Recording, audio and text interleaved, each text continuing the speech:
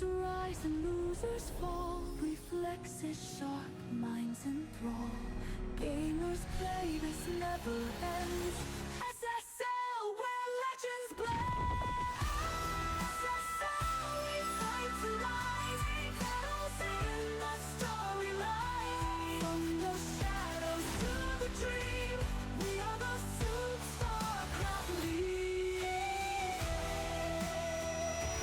We are the SOOP StarCraft League.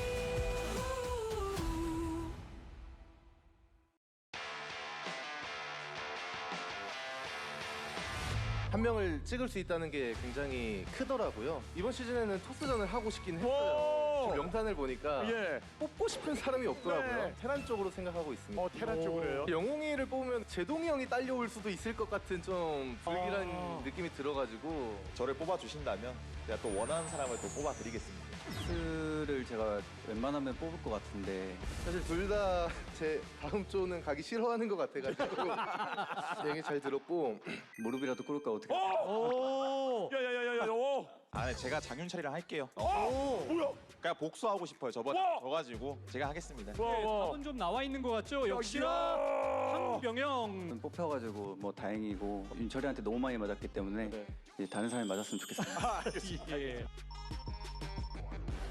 자, 그럼 이어서 이제 그룹 B조로 넘어가 보도록 하겠습니다. 뽑고 싶은 사람 뽑으라고 하더라고요. 테란전이나 토스전을 하고 싶거든요. 저 뽑아주시면 원하시는 사람 뽑아드릴게요. 1+1. 재호 형 빼고. 아니 제가 죄송해요. 제가 네. 한 분을 얘기했어야 되는데. 해달라는 대로 다 해주겠습니다. 제가 원하는 사람 뽑아드릴 수 있을 것 같아요. 저도. 저기 와, 이제도. 저 뽑아주세요. 동생이잖아. 존잘로 한번 하자. 이야, 형제로. 병희 형도 8강을 가져왔지만 저한테 24강이나 16강에 좀 이긴 기억이 있을 거예요. 그렇죠, 있죠. 테란전보다는 제가 더 나을 것 같아요. 제가 그래도 현재보단 편하니까 저는 좀 불편한 거. B조가 은근 치열했습니다. 네. 네. 정영재. 축하드려요. 와, 축하합니다. 많이 했어요. 너무 간절했고요. 느낌이 너무 좋습니다. 너무 좋고. 자, 그럼 이어서 그룹 B조 남아있는 선수 사실상 2명이죠? 그런 것 같습니다. 네, 2명이 지금 남아있는 상황이고. 이재호 변현재보단 제가 더 나을 것 같다는 생각이 듭니다. 근데 저도 많이 못하거든요. 첫 경기 맵도 라데온이라 제가 엄청 못하는 맵이에요. 저를 뽑는 게 더 좋을걸요? 맵까지 고려했을 때 김태경이 훨씬 까다로운 상대다. 네. 한 사람 얘기는 들어보지도 않았어요. 자, 네. 김태경이 와. 저번 시즌에 3대0 당한 거 이번에 갚아줘야 돼서 무조건 아. 뽑을 거라고 했습니다. 이렇게 해서 그룹 D조까지 모든 선택이 지금 마무리가 됐고. 제동이 형만 옮겨지면 누가 와도 상관이 없거든요. 개인적으로 C조가 괜찮을 것 같은데 아니면 뭐 B조? 오. 제가 추천해드릴게요. 네, 누구야? 진짜 오랜만에 이재동 대 김태경 보고 싶어. 우승자의 지명권 행사 바로 진행하겠습니다. 이재동이 갑니다. 이렇게 바뀌었어요. 예. 졸장 황병영의 김태경과 이재동이에요. 일단 제동이 형만 올리지 않았으면 좋겠다 생각했는데 저도 저그전은 별로 하기 싫어가지고. JD는 높은 데서 만나고 싶다 생각했는데 개인적으로 썩 마음에 들진 않는데 인생이 원래 이런 거죠.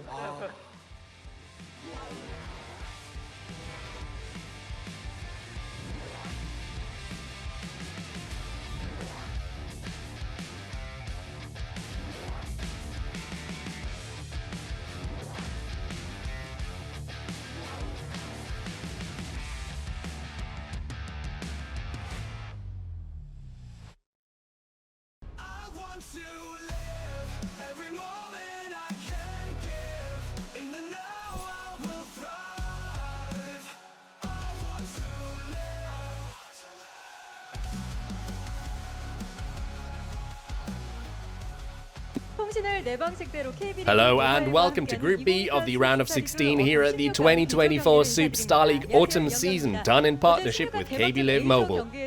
Yesterday Group A concluded with defending champion Sulky and Rush hot on his heels, both succeeding at making it through to the round of 8 as we set our sights on Group B today. The studio here in Tamsir is filled to the brim with highly anticipated matches coming up all around. Let's have a word with our 4 players who surely can't wait to jump into the games. Hey guys. First up, let's say hi to Hero. Hi. As a seeded player, I wonder perhaps if you're not too pleased with the group that ended up forming. I would like to hear your take on Group B. 일단 저그전은 좀 안 하고 싶었는데 Let's start with the fact I really didn't want to play ZVZ. 돼가지고 좀 아쉽고 It's regrettable that it can't be helped. 최종적전 다 준비해야 되는데 I had a difficult time having to prepare against all three races, but still I prepared well, 보여드리겠습니다. and I'll try to show that. Still, if we look at all the round of 8 appearances across ASL, SSL, you, Hero, are the player with the most appearances. From the perspective of your fans who want to see you advance, it seems like a safe bet. They can trust you. 일단 16강까지는 뭔가 Up until the round of 16, things usually go well, 우승을 못 해가지고 but I've not been able to get a championship run yet. It's a bit disheartening. 또 새롭게 시작한 With this season being a fresh start to the SSL, 좀 잘해가지고 I would like to do well and challenge for the title. A poised Hero who has set his sights on the championship once he makes it past the round of 16. Let's now talk to Barracks. Hi. You seem a little on edge. There's so many people here, of course I'm nervous, but once I get into the games, all that goes away. I should be fine. Let's be frank here and make a note of how much you were pleading to join Group B during the group selection. I bet seeing the bracket once it was finished was not what you were picturing. I didn't expect this change to take place, but well, it can't be helped. All of these guys are playing so well nowadays, but I would also say this is my peak. I hope to get into things properly today. There are a lot of expectations for you this season. You've shown this with your performance, having beaten 2 past champions in Reign and Queen to advance here. This must surely put you under pressure to perform well today. That's why I did a lot of prep work. As long as I don't make mistakes, we should get some entertaining games today. Barracks is surely one to look out for. Let's now turn to Jdong. Hi. Jdong, with you in Group B, you're unhappy, the other players are unhappy. It's a bit of a hopeless situation we're in. But have you had any change of heart in regards to Group B when you got down to practicing? In any case, I also had to prepare all 3 matchups. It wasn't easy. While I did practice a lot, it feels real tough this time. I just want to jump into the games ASAP. It was so tough, you just want to start the games. What was so difficult this time? I feel the maps are not easy, and having to prepare for all matchups. So even though I got a lot of practice in, it still feels insufficient. It's a little stressful. You seemed very moved when we spoke during the round of 24. You said you were so pleased with being able to break your losing streak here in Tamsil and to have a good showing in front of the fans. Which particular match in this Group B today, which opponent do you think will be a chance for you to show what you've got? So in the ASL, well, now the SSL, I've not been able to get any accolades in this tournament. Even now, I feel that regardless of who I play, it won't be easy. Honestly, today, I'm going to be battling with myself. As long as I myself do well, I think I have a chance of beating any opponent. As a contender and underdog, Jdong is going into today with a poised mindset. Let's now talk to Bisu as well. Hi. The group selection concluded with you being the 4th pick here in Group B. How did practice go overall? Compared with the other guys, I only had to prepare for Terran and Zerg, so practice was convenient. But it's more so that all 3 of these guys play really well. That's what gets me a little concerned. However, I prepared well, and I feel as long as I play well, I might advance. Out of the 4 of you, it's you, Bisu, who's giving off the most carefree, easygoing vibe. What adds to that is your track record against Zerg. And you're also the highest rated Protoss in the versus Terran matchup in ASL with a close to 60% win rate. I get the feeling you're more confident about today's group than you're letting on. The group itself is satisfactory, but having to play Jdong for the opening match is a bit uncomfortable. I was hoping to get to play him further in the tournament. Playing like this in the first game is a burden, but I feel as long as I beat Jdong, I can advance. Bisu feels the first game is oh so important, judging by that answer. Let's dive a bit deeper with our 4 players of Group B, which many people are branding the Group of Death, with storied players in Hero, Jdong, Bisu, but also Barracks, who is popping off this season. And it's making predictions, predicting how this group will go, so difficult. I would like to hear Hero's take on this. Would you agree with the statement that this is the Group of Death? 네, 일단은 너무 잘하는 선수들이라고 생각을 해요. Yeah, these players are so strong, it does feel like a Group of Death to me. 좀 쉽지 않을 거라고 생각합니다. I don't think it'll be easy. A very serious, solemn answer from Hero there. Now, when it comes to Barracks, it definitely won't be an easy group because with your first match being against Hero, that's someone whose wrath you've experienced firsthand a bunch of times before. Do you think you can pay him back?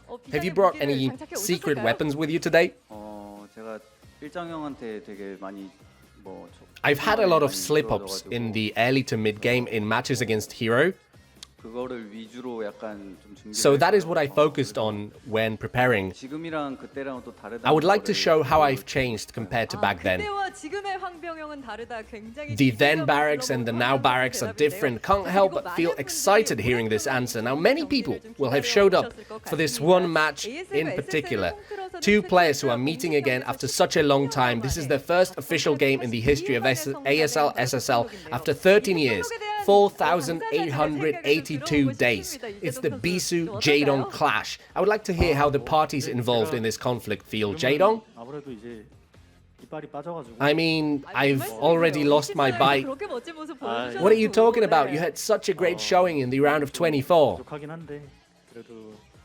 Well, I know I have my shortcomings now, but getting to play Bisu again after such a long time,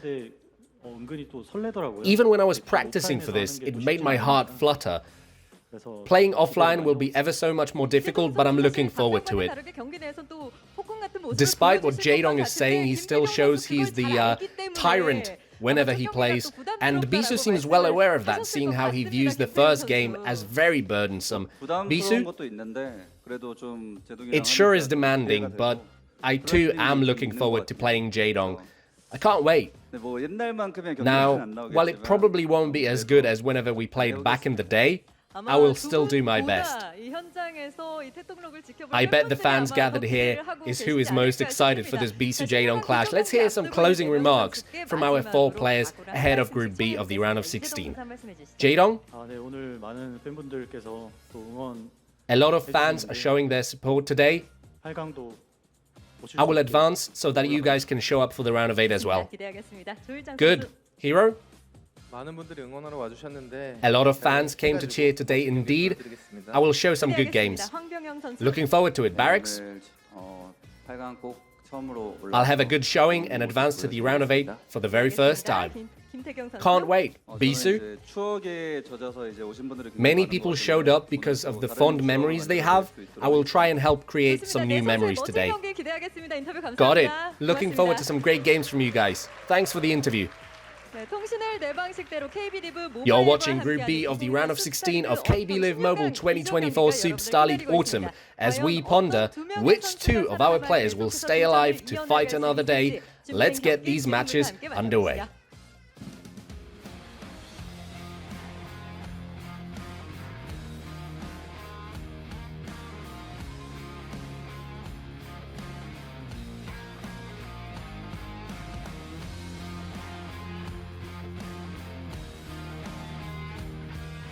What is up, everybody? Welcome to Group B here in the round of 16 of the SSL. I was waiting for us to start talking. I think you guys can hear me breathing. I'm like, it's going to start soon. Yeah. We had a great day of games yesterday. Today, though, I could not be more excited. Both Jdong and Bisu are Tastosis. Yeah, it's probably the most exciting group that we've had in an ASL or SSL in a very, very long time. You can see that it is absolutely packed in there.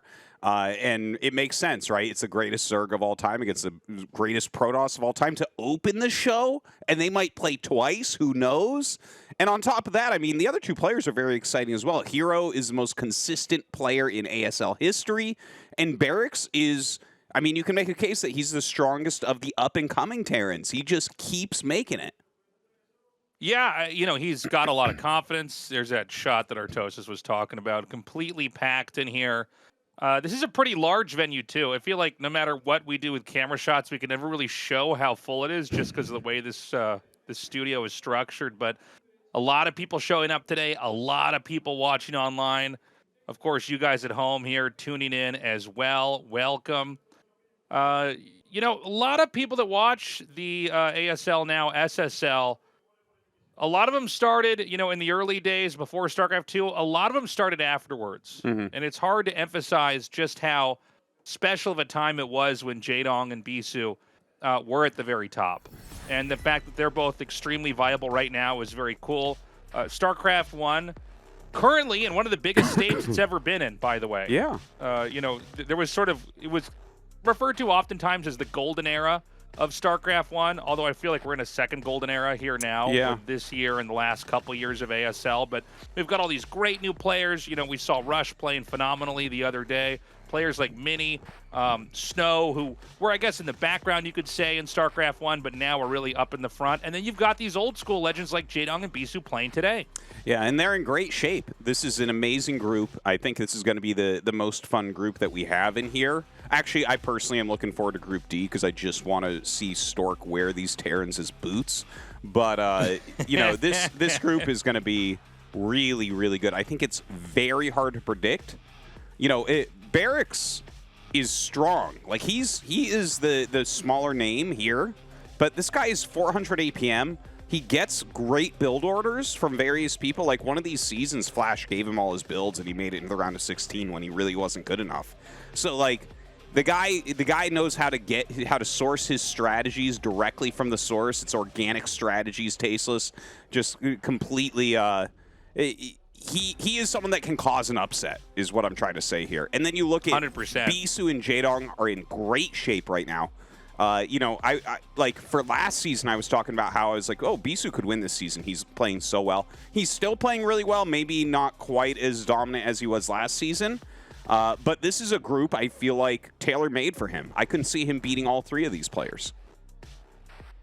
Yeah, you know, Barracks, I think your analysis is 100% spot on with him. He could definitely upset any of these three players here.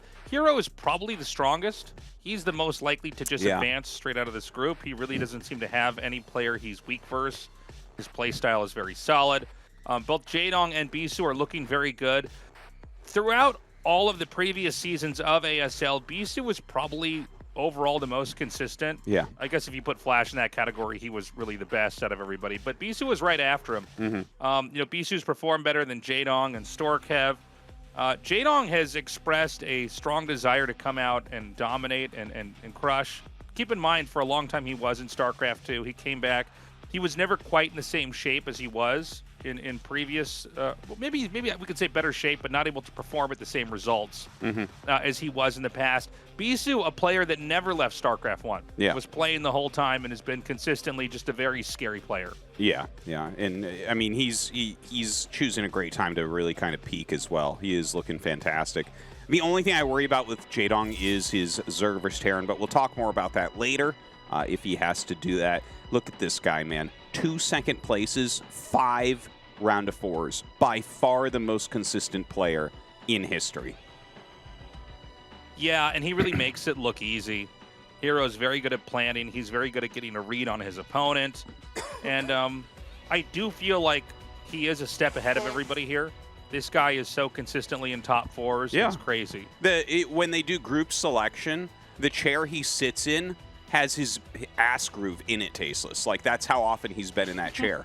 So, like, the guy really, he's used to this. He knows how to perform. Whereas Barracks over here, Barracks has started making more round of 16s. I honestly didn't think it would happen. In fact, I thought for a while, because he just keeps getting into ASL, and I thought for a while, I'm like, I don't know if he's going to stay.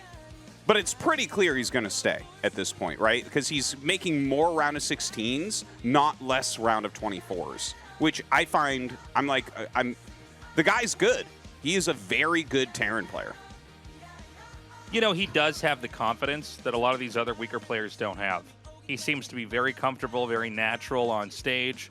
He's had a decent amount of exposure already to large studios like this now. And he doesn't seem to make a lot of, the kind of blunders or the kind of control errors that we see with players who are nervous or uncomfortable. So it does seem like whatever he can bring at home at his desktop PC when he's laddering, he can bring that here on stage when it matters the most. Mm-hmm. Well, we'll see if he can bring it in this best of one against Hero. I am a little bit nervous for Hero, a best of one on Radeon. You never know, man. It can go crazy. It can be like, oh, he made 2 barracks in the center of the map and won, right? So best of one, I think Hero's going to play a very absorbing style, but we'll see. Let's get into the first game.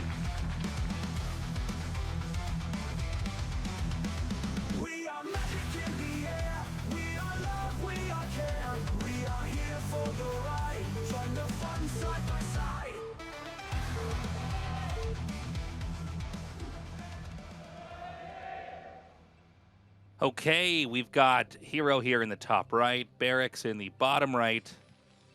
Actually, vice versa there. Oh, I'm sorry. No, that's Barracks such a common thing. Like, yeah, I do this when I play too. Yeah, because the mineral and gas will be on the side, and then like you'll see a Sim City when you get to the base, and you're like, oh, you thought you were like top right, but you're bottom right. You know what I mean? This literally happens once a streaming session. Yeah, me too. Like if I, especially on maps where there's green vegetation, because there's just a lot of maps that look like that, I'll play one game in the bottom right, and then in the next game I'll spawn in the top right, and I'll just already have it flipped in my head and start to make my buildings in the wrong spot. But nice to see me do it in a cast here as well. Glad to see that this is not going away, but instead spreading into everything that I do. Yeah, well, that's okay. I do have my Tasteless bingo card out. I am waiting for you to refer to Barracks as calm. So yeah, we're gonna wait on that. Look at that. Hero actually has the second most wins, I guess it is actually here. So it goes Sulky at 109 wins, and then Hero, and then Flash actually, I guess, is his win percentage is way higher. Did you see that? Like Sulky's 58, Hero's 55, and Flash, even playing random a season, is 74% win rate in ASL. So crazy. So in this game, Hero's going to go and get his expansion up down here at his natural. We've got Barracks going for a wall-in up here. And it looks like it's going to be a wall-in into a command center pretty quickly. And yeah, I mean, this is such the standard right now. I've kind of been talking about this a little bit. We actually need to see the pros buckle down in 4-pool a little bit, because every Terran walls every game. Like, I actually kept track for a little bit, because like I do a lot of casting on my casting channel, and I watch all the KCM stuff and whatever. So like I stopped counting at 17 games in a row of every single pro Terran walling in every single game. And I'm just like, oh, okay, this is actually an epidemic, because the wall gives you so much. You can just skimp on Marines. You don't need a bunker. You can do whatever you want behind it if it gets up, right? And the only real counter to it is like a 4-pool. Right. It's sort of similar to the concept of Protoss going Nexus on 12 too much, and the Terrans just making 2 barracks in the middle of the map. Yeah, if you went and Nexus on 12 every game, then Terrans would do that, right? Yeah. And, when you get certain players where you go, this guy always does this, you can actually just punish him like that. Yeah. The 4-pool is similar. The reason why we don't see it as much as we do is if you 4-pool and they do any other build, you're basically done. You're dead. Not all builds can be recovered in the same way. That's why Sulky's play, by the way, for the last 2 seasons and seasons before that have been so interesting, is that he'll actually open up with kind of a gamble and it'll fail. So, you know, he'll have a certain odds bet that this will just win outright. The build will fail and he'll play from a disadvantage and still manage to get ahead, which is crazy. Yeah, yeah. Unfortunately, you can't really do that with 4-pool. 4-pool is like a pretty solved game. As long as you don't lose like a ton of stuff to it, you just make Marines nonstop. Add a command center when you have money, and you attack with like 5 or 6 Marines, and there's nothing. There's no counter. They either are like trying to expand and you fuck them up, or they keep making lings and kill your Marines, and they have no drones. So it's like, yeah. But I do think people need to mix that in. I think that's like a very important part of the metagame that's actually missing right now for Zerg players that makes it harder on them. So we've got the Spire coming down. No crazy moves here from Hero. Pretty standard tech. And over here for Barracks, he's going to be going for that Academy right away. Yeah. So it's going to be a little bit of a slow game to start things off. It's a 1 Barracks Academy opener, which this is not very common behind a wall specifically. It's a very good build in general. But normally what you see is a fast engineering bay. The fast academy, though, like, for instance, when you get it this quickly off of a build like this, you can do something like you could go into 3 racks right away, and you can get, you'll have range so quickly. And range is kind of a prerequisite for engaging Mutalisks on the map. So I think that's what he's going to do here. This is like, you're skipping out on +1, but you're going to have that range really quickly. You're going to have your comm stats very, very quickly and be able to figure out exactly what's going on. But yeah, it's really interesting that this is the build that he chose. It's my favorite build for TVZ. It's just so safe. Looks like he's going to move out now, leading a little bit here with the medic. We do see Terrans try to push a little bit further out onto the map, try to keep some pressure onto the Zergs. Maybe you can force a sunken colony, something like that. The turrets are going to have to come down in a second. This is a very timed out game on both sides. I don't think we're going to have any surprises here.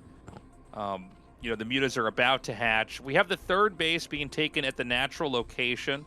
A trend that seems to be persisting here in the last 2 seasons of ASL, where we had players kind of backing away from taking the mains. On 4-player maps, typically you could take the bottom left main. That was kind of the default. Then we saw people experiment with the main that's actually closer to the Terran because it's less likely to be scouted. And now we've gone into taking natural expansions just because it's less likely to scan. And you get a free 4th base if you get defenses up over there with sunken colonies and lurkers. Yeah, it's really, really strong. It's cool to see that shift, too, because you're right. Everyone was taking mains for a long time. And I was actually kind of confused because the best USA Zerg always takes naturals and has for years. And I'm like, why don't more pros do this? This is crazy. Like, I can't stop that 4th base. And now you're kind of seeing everyone do it. And it's like, it is hard to get down there. But you see this particular build that Barracks has done. Look at how early he's on the map with a smaller group of Marines here. He's playing a very aggressive, very forward style because he got range so quickly. By the way, some of the best control I've seen with Marines here. He's very good at moving away and then stimming and diving in. He's basically not giving the Mutalisks any opportunities to attack. They're kind of just floating. A lot of times you can try to hit him in between macro cycles. It almost looks like Barracks isn't even leaving or moving his screen away from this position. Obviously he is because he's produced more, but I'm just trying to emphasize how good his control has looked. Eventually Hero does snipe down a Marine as well as a medic. Gets a couple spray shots in there. And it's going to be into 2 starport now with an armory here. So probably some Valkyrie counterplay.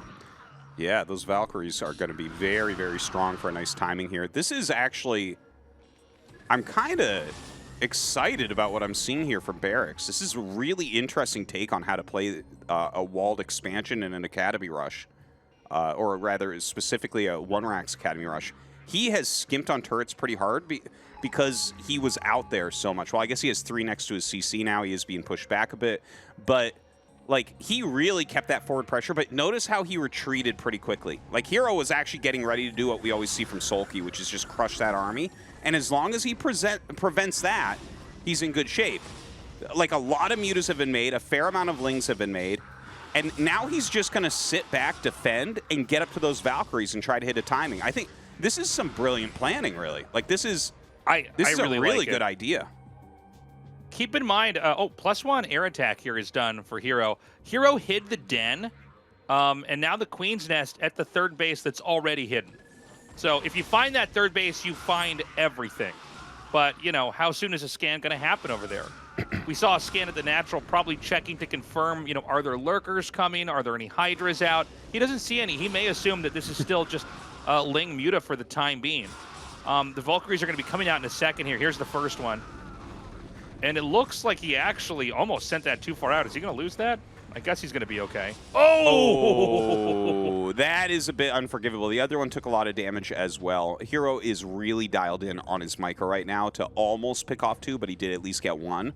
Now, he's going to take a lot of damage here. He has to be careful. The Muta's taking some more Valkyrie hits. You can see how he's moving a chunk of his army back there as well. He's trying to decide, okay, how do we engage this? Because he has to stop this army. This army is going to get to a base before lurkers are ready. Yeah, he's coming now. There's no sunken colonies. There's no real defense.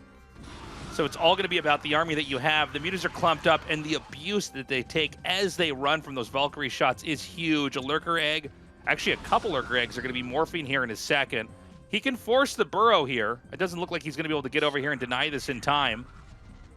Yeah, it looks like he just barely gets the lurkers down. So this was actually very, very good. And look, he's going to get the Valkyries as well. Oh, I'm surprised he did that micro back. Sometimes, dude, it's like an automatic response, the micro of it. You know what I mean? The Mutas. It's like he took the swipe and then went back because that's what you do. It doesn't change the Valkyries hitting you. Just stay there and kill the Valkyrie. Right? There were no Marines there. But that's like, it's just, stuff becomes automatic when you do it all the time. But he could have killed that Valk. Anyways, that aside, Hero actually holds. Right? So we have these Valkyries flying around with these Marines and medics, but there's a bunch of lurkers up. So Hero's going to be able to take the 4th base. He's going to be able to get into his lurkers and everything. I'm not sure what you do here as Barracks. This is the problem with some of these Valkyrie rushes. Oh, are you kidding me? He's just going to go for this. Oh, my God. Dude. Well, hold on. I mean, the Valkyries can actually hit the Mutas you know, to the point where they can't actually stay and fight. He gets the lurker. Wow. Oh, this is wild, man. This is really, really bad right now for Hero. If he had just burrowed the lurkers, like he just didn't burrow them. If they were burrowed, that never, ever, ever happens. Oh my God, he's killed all the Mutalisks. So now it's kind of a PvZ situation where you can actually go kill all the Overlords and supply block the Zerg. You're right. 5 Valks, man. This is, yeah. This is wild, man. I mean, he needs to go kill Overlords. Yeah, you can see the Observer even signaling it to us now. You know, Hydras are not great versus Valkyries. And he's still producing more. He might, oh my God, some Scourge come out here. I'm sure there's going to be some more hatching. He is now going to be supply blocked, or almost. He's so close to being supply blocked here. It seems like coming in again. Ooh, I thought he was going to kill one more Valk there, but he does have this Hydra that's putting in the work. 2 more Valks? Dude, this has to be a mech build. 100% this has to be a mech build. You can't, like, he's made like 8 Valkyries so far, which means he's just never going to have irradiates, which means the bio can't break anything. So this has to be a mech switch. He has lost a lot of Valkyries, by the way, in this game. I mean, he would have been up to like nearly 11, I think, had he not dropped a couple of these here and there. Yeah. He does have the Zerg in a kind of uncomfortable position, but I don't know that he can eke out more damage at this point in time. He's going to do the double dropship play, but I think he needs to go to the main. I don't think there's much else he can get over here. He's playing keep away with the lurkers, which is definitely the right move. I mean, lurkers, they can beat Marines, but if the Marines just sidestep them and maneuver away, over time the lurkers are going to lose that fight. He's got the dropship set up, but where is he going to drop? Yeah, maybe behind the minerals or something, but it's so tight in there. You're right. It's like none of these look like great locations. Maybe the back of this natural? Yeah, it looks like that's going to be the case. The Scourge do fly away, so he's going to get in here and get some pretty heavy damage, it looks like. Killing many, many drones. Only a single lurker comes up, and he's going to be able to kill that off as well. Man, everything falling apart here for Hero. Okay, he's going for the Nidus. Now, that was the Nidus that connects the natural, so that may be a soft spot as well. A scan comes down. There's only one medic here in this group. He does get the kill on that. Just barely. He's going to go for the Nidus still. It goes down. Dude, But he now has what? done so much damage. He really has. Yeah. Hero might still actually just kind of stabilize the position. Okay, he's researching something in the factory. I bet you that's mines. Because I really think this so. has to be a mech switch. It just, like, the Valkyries are cool. I love the Valkyrie as a unit. But, like, you look at the burrowed lurkers, and, I mean, as soon as you have a decent amount, you can't get through. Okay, there's a secondary factory. I think I see a secondary armory on the way. So it does look like it's probably going to be a mech switch from here, which will give Hero some time to try to come back. But obviously right now, Barracks is... Like, he has hurt him a lot, man. He's killed a ton of lurkers, all the mutas, tons of overlords, and he's continuing to hunt on the map. Yeah, he's killed off so many overlords here in this game. The Zerg really doesn't... Oh, my God, he barely gets a dropship. Oh, my God. Okay, the dropship stays alive. I almost had to do a double take. It looked like the Scourge bounced off the dropship there for a second. The Zerg has no idea what's going on the map. We got to point that out. There is one, I think it's an Overlord or a Zergling or something, hiding at 12 o'clock, but everything else, and there's this Marine presence up on the high ground here on this ramp. Oh, wow, can he actually get the Nidus from here? That's crazy to me. Yeah. So many things going Look wrong. at that. Yeah, and now he can maybe kill some of those buildings on the side. Adding a ton of factories right now. Only one add-on thus far. He does have mines out. He does have a bunch of vultures. And, you know, this is actually hearkening back to a build that Light made a few seasons ago. If you recall the last time we had almost no Zergs in ASL, it was actually a build Light made, which was... it looked very, very, very much like this. I think this is just like a modern version where he went like 3 racks Marine Medic into Heavy Valkyrie into Mass Vulture into tanks. And it was just like, he actually got +1 like air attack, and he'd have like 10 Valks flying around killing everything. And so I think that this is just like Barracks unearthing a build from a 1.5 or 2 years ago. He's going to be able to take out this den, too. The Lurker's going to burrow, so even if he scans, he can't do any damage to that. Seems like he wants to try to take out the Evo chamber anyways. When I first came back to StarCraft 1, after, you know, a pretty long break, I guess like everybody else did for StarCraft 2, I remember playing Zerg in one of my first games and just experiencing a Terran do this to me where I'm like, what? There's like vultures planting mines on the map? What is going on? This is insane. I thought I knew this game. I thought I played this game. It changed so much. So basically, you leverage the position with the Marines as much as you can. You use the Vulks to abuse the Overlords, take out Mutalisks, obviously. But then in this weird transitioning period, you use the Vultures. You spread mines everywhere. Remember that the Overlords are driven away or killed off by the Valkyries. So now they can't see mines easily. Now, Vultures with mines are actually pretty good because you can see they shoot down a lot of these Lings that wouldn't be intended to wipe out the mines right away. So the Zerg is sort of stuck. There's all this jungle of mines and other threats you have to get through before you can even hit these bases.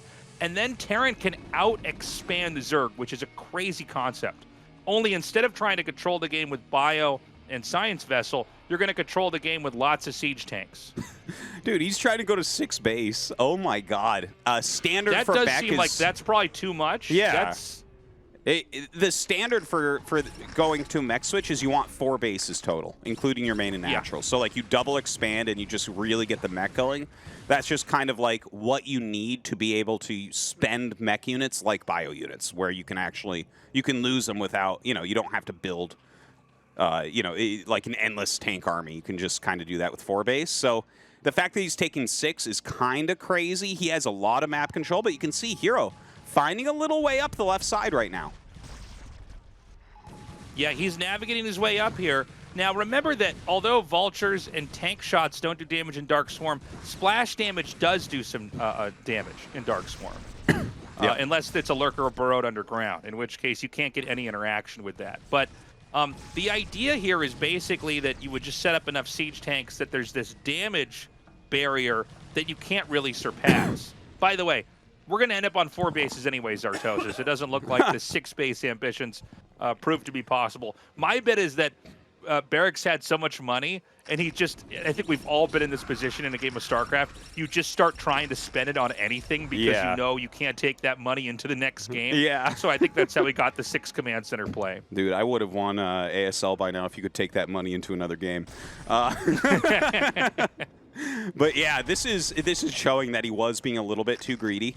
And look, Hero has 110 supply. That's a good amount of supply for Zerg. You got some fighting potential there, but obviously this is going to be very tough. There are so many mech units coming in. Like you said, the burrowed Lurker under Dark Swarm is basically invincible here. Even if you have 1,000 tanks, they aren't going to hit. But he gets Vultures up here. He's going to kill a lot of drones.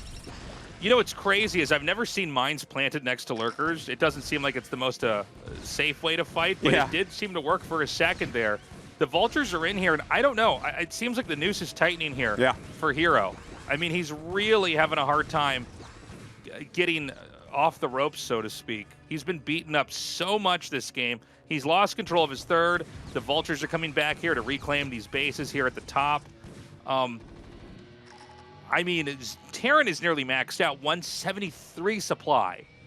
I love this. Just insane. Wow. Yeah, Barracks is putting out a great game, and you got to remember back when he wasn't burrowed with those 2 Lurkers, the game wouldn't look anything like this. It wouldn't look...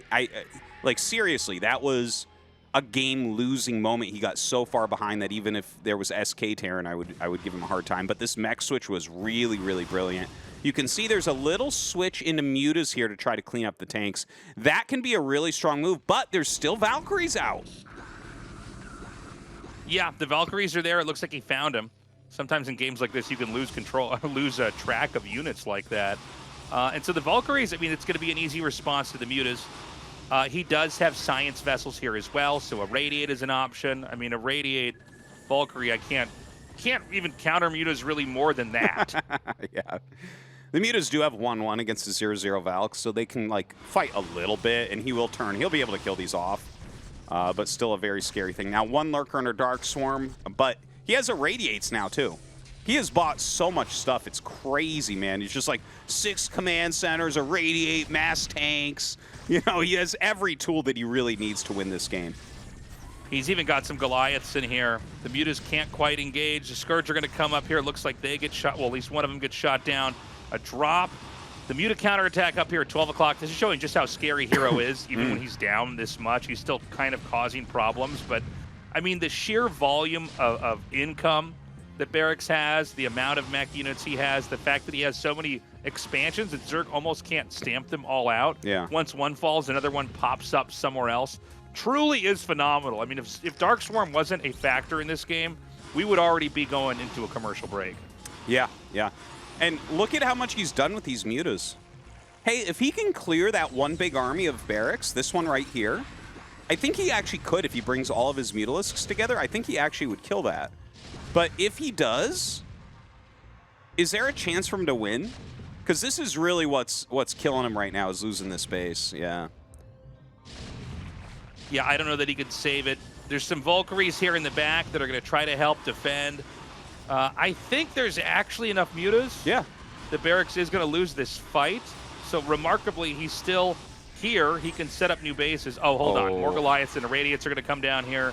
Is this enough? I'm not really used to casting 1-1 mutas versus 2-1 mech. Yeah, the obviously, like a big group of Goliaths, you're going to have to run from there. But especially with the Irradiates, it becomes tough. He did kill a lot of tanks there. There's no Valkyries left, so at least there's that. You know, without energy, the vessels do have to just kind of wait. He's going to try to kill all these Goliaths off with the mutas. He keeps them kind of spread in case there's another Irradiate that's going to come out. And I think technically he might kill the Goliaths, but he's losing so much. Oh, maybe not, actually. Yeah, maybe it seems like there's just a slow drip of Goliaths in a high enough amount that can't quite stop it. That Irradiate's going to be back there momentarily as well. I'm sorry, is that on the tank? That's so funny. It was a misclick, but that tank will damage whatever's around it now, funnily enough. If it's bio, of course. It's like the Thorns Aura or whatever. It's the mutas finally do kill it off. But this is going to be it, man. Barracks going to start the day off with like a very big upset here over Hero. It's like we were saying, you know, Barracks could beat anybody in this group. Yeah. And so that's the way to start this off. Hero is going to the losers match. This is crazy. Mm-hmm. Who knows? Barracks might even get out first. He played really well back there, especially in the early game. I think he lost maybe too many Valkyries to the point where I got a little bit worried. Yeah, yeah. But he managed to do that pretty daring move where he ran up the ramp through the lurkers at that third base and basically denied the fourth long enough. Everything tempo-wise started to go to Barracks. And Hero putting up a good fight as well, but ultimately it was not enough, and Barracks takes that 1-0. If Barracks had done just a little less damage early on, I actually think Hero would have come back, because he almost did there. His mutas were doing some work. He was shutting down bases. He was killing off armies. He just didn't have enough. He lost drones all game long, late fourth base and all that. This was the part where he lost the game that I was talking about before. Look, he has the 2 lurkers. If you just burrow them, look, they move forward and they just don't burrow. And that gives Barracks the time he needs to break the position. If they had burrowed right away, 100% Barracks backs up. 100% of the time. You cannot break 4 lurkers in that small area with that. Yeah, it did seem like he kind of fat-fingered that move for a second. I was a little bit surprised he stayed down here as long as he did, but, you know, he was able to snipe so much. And then the mutas getting killed off here was massive. Massive. That allowed him to supply block, or very close to, right? Forcing him to spend a ton of minerals on Overlords. And he just denied the base on the 4th, like you said, for so long. Many things went wrong after those 2 lurkers didn't burrow, and Barracks jumped on it and he took the game. It was hard to finish out, but he got it. Impressive stuff here for Barracks. He's going to that winner's match. Coming up next, I think the match we can all agree we're maybe the most excited for. Jdong versus Bisu is coming up next.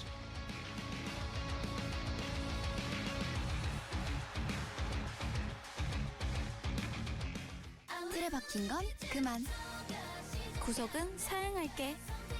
부담 없는 게 좋아. 통신을 내 방식대로. Live my life. Live M.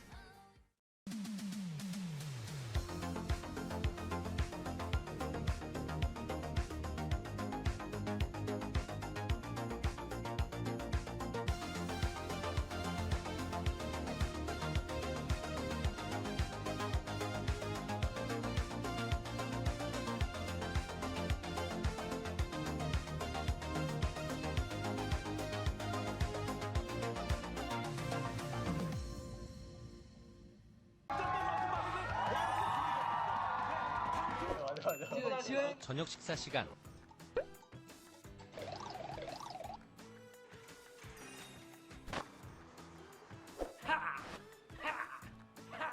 아, 다 튀었네. 졸라 안 깎여. 늘 먹던 호텔 스타일 맛이에요.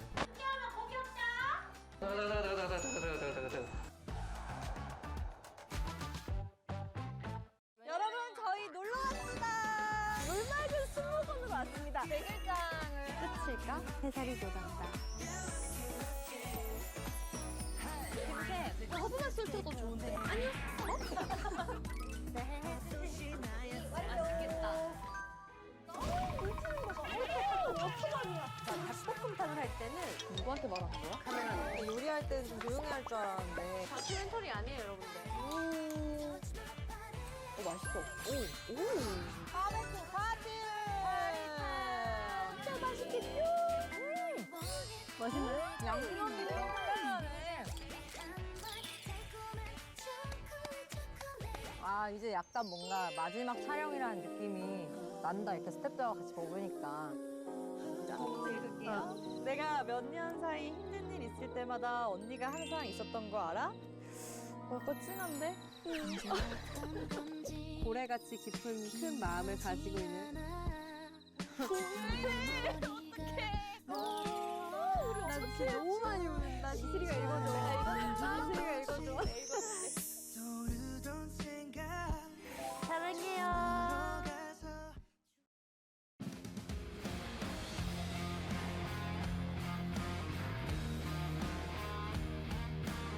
All right, we are back, and, you know, we're going to go into the match that everyone has been waiting for. It is going to be a Jdong going up against Bisu. I love it. Every time I hear this song, I can see Jdong jumping into that swimming pool from the old OSL intro. And, yeah, this is going to be awesome. They're both in great shape. The only thing that's bad about this is it's not a best of 3. Yeah, but we could have a rematch later on. I really hope that's the final match. But I want them both to advance, so maybe I don't hope that. But I would just love to see a best of 3 between them, you know? Yeah. I think both these guys are round of 8 material. Bisu maybe a little bit more than Jdong. Jdong has had a tougher time. He has these moments of brilliance and moments where he looks really good. His play hasn't always been as modern. A lot of things Jdong did in his career, I mean, he was good at so many things as Zerg, but he was able to force a lot of things with control early on. And there aren't always that many situations where you can do that. I guess the truth is PvZ is a matchup where there are opportunities to do that. But then again, against Bisu, I mean, he's just never really been pushed around by Zergs ever. Yeah.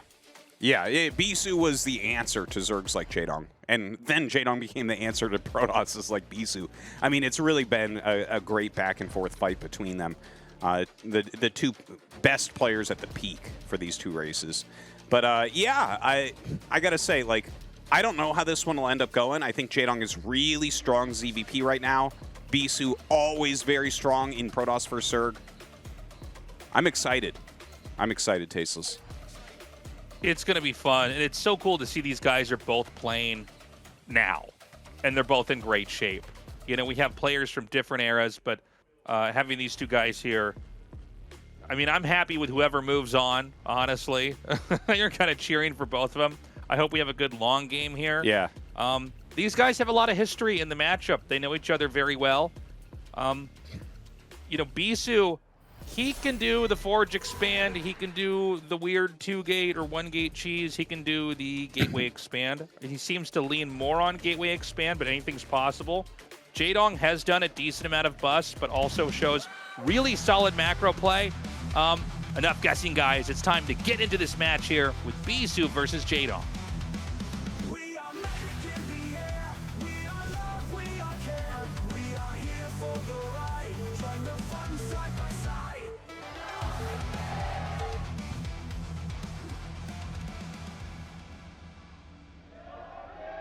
Okay, cross spawns here.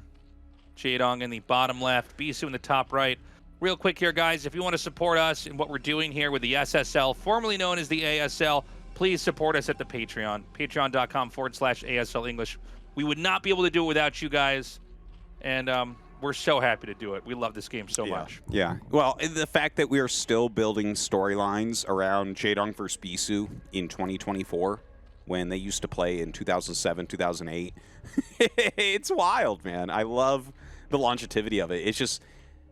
And you know what I think is really nice as well is basically anyone that was a pro gamer from about 2006 or 7 still has the level to compete. You know, not the players from earlier, right? The guys that were killers in 2004 haven't really caught up, right? Like people like Midas are playing, but they haven't quite gotten there. And, you know, this isn't a completely true thing for absolutely everyone. Like I'm sure someone's going to get that level, but it's wonderful because we have, you know, at this point, we're coming up on almost 20 years of some of these guys being pros. Yeah. The first couple of years of the game, things were so different, and people really didn't understand a lot of these fast expand macro builds. Yeah. So the game was played in a very different way.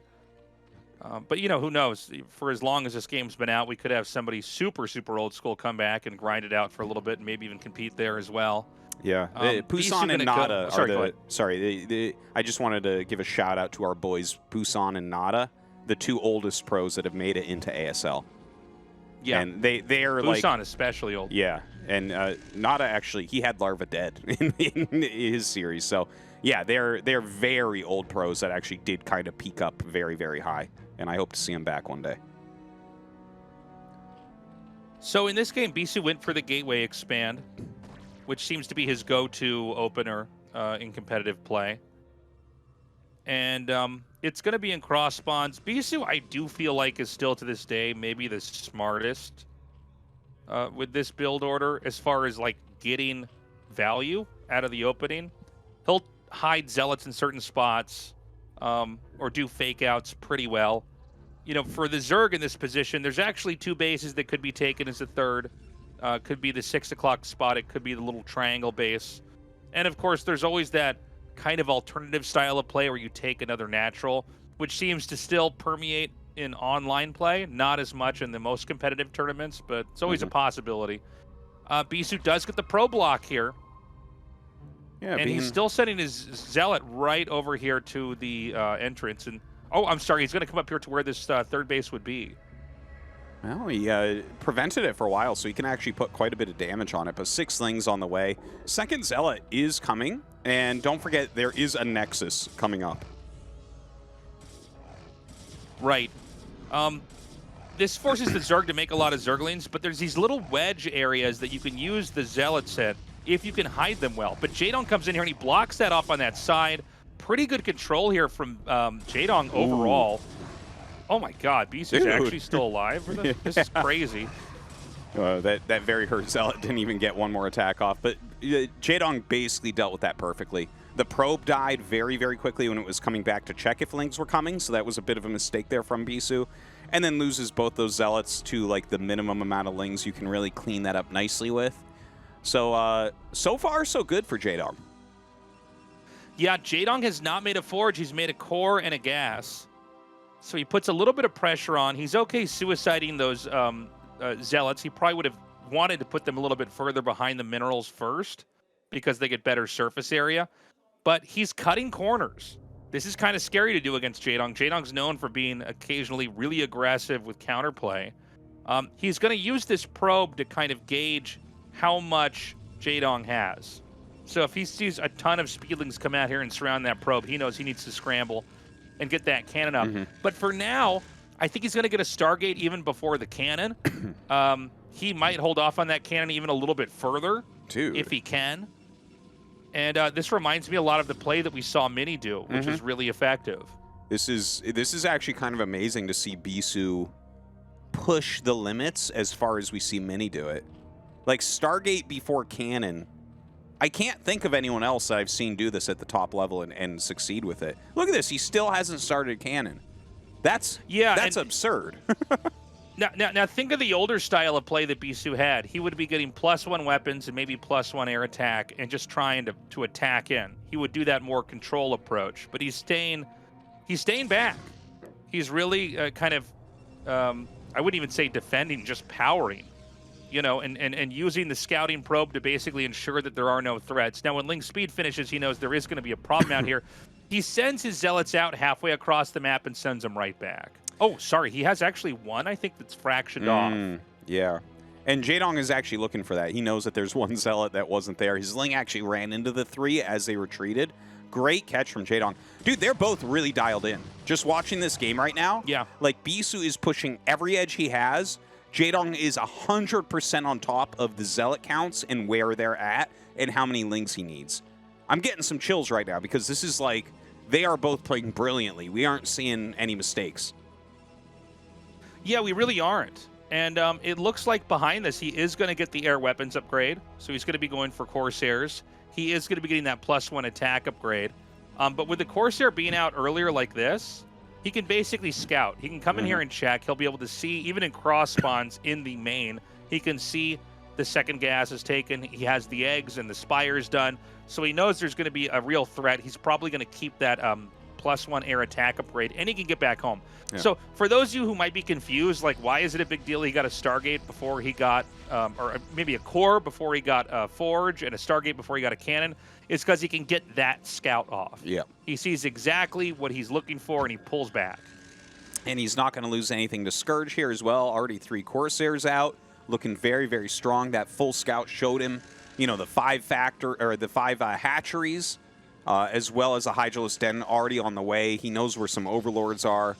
Like, this is just a ton of information. And Bisu, like, this is one of the best optimizations that I've seen in PvZ. He's just done it brilliantly. Now adding that second gateway at the natural, that's kind of the emergency Archon gateway in case Muta's getting your main or something, but Jdong is not going to be going for Mutas. From the ZVPs that I've seen from him lately, on ladder and whatnot, he's really been going more Hydra heavy.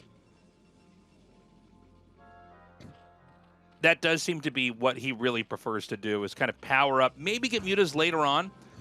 You know, when you see this quick core play. Some people like to go for DTs right away.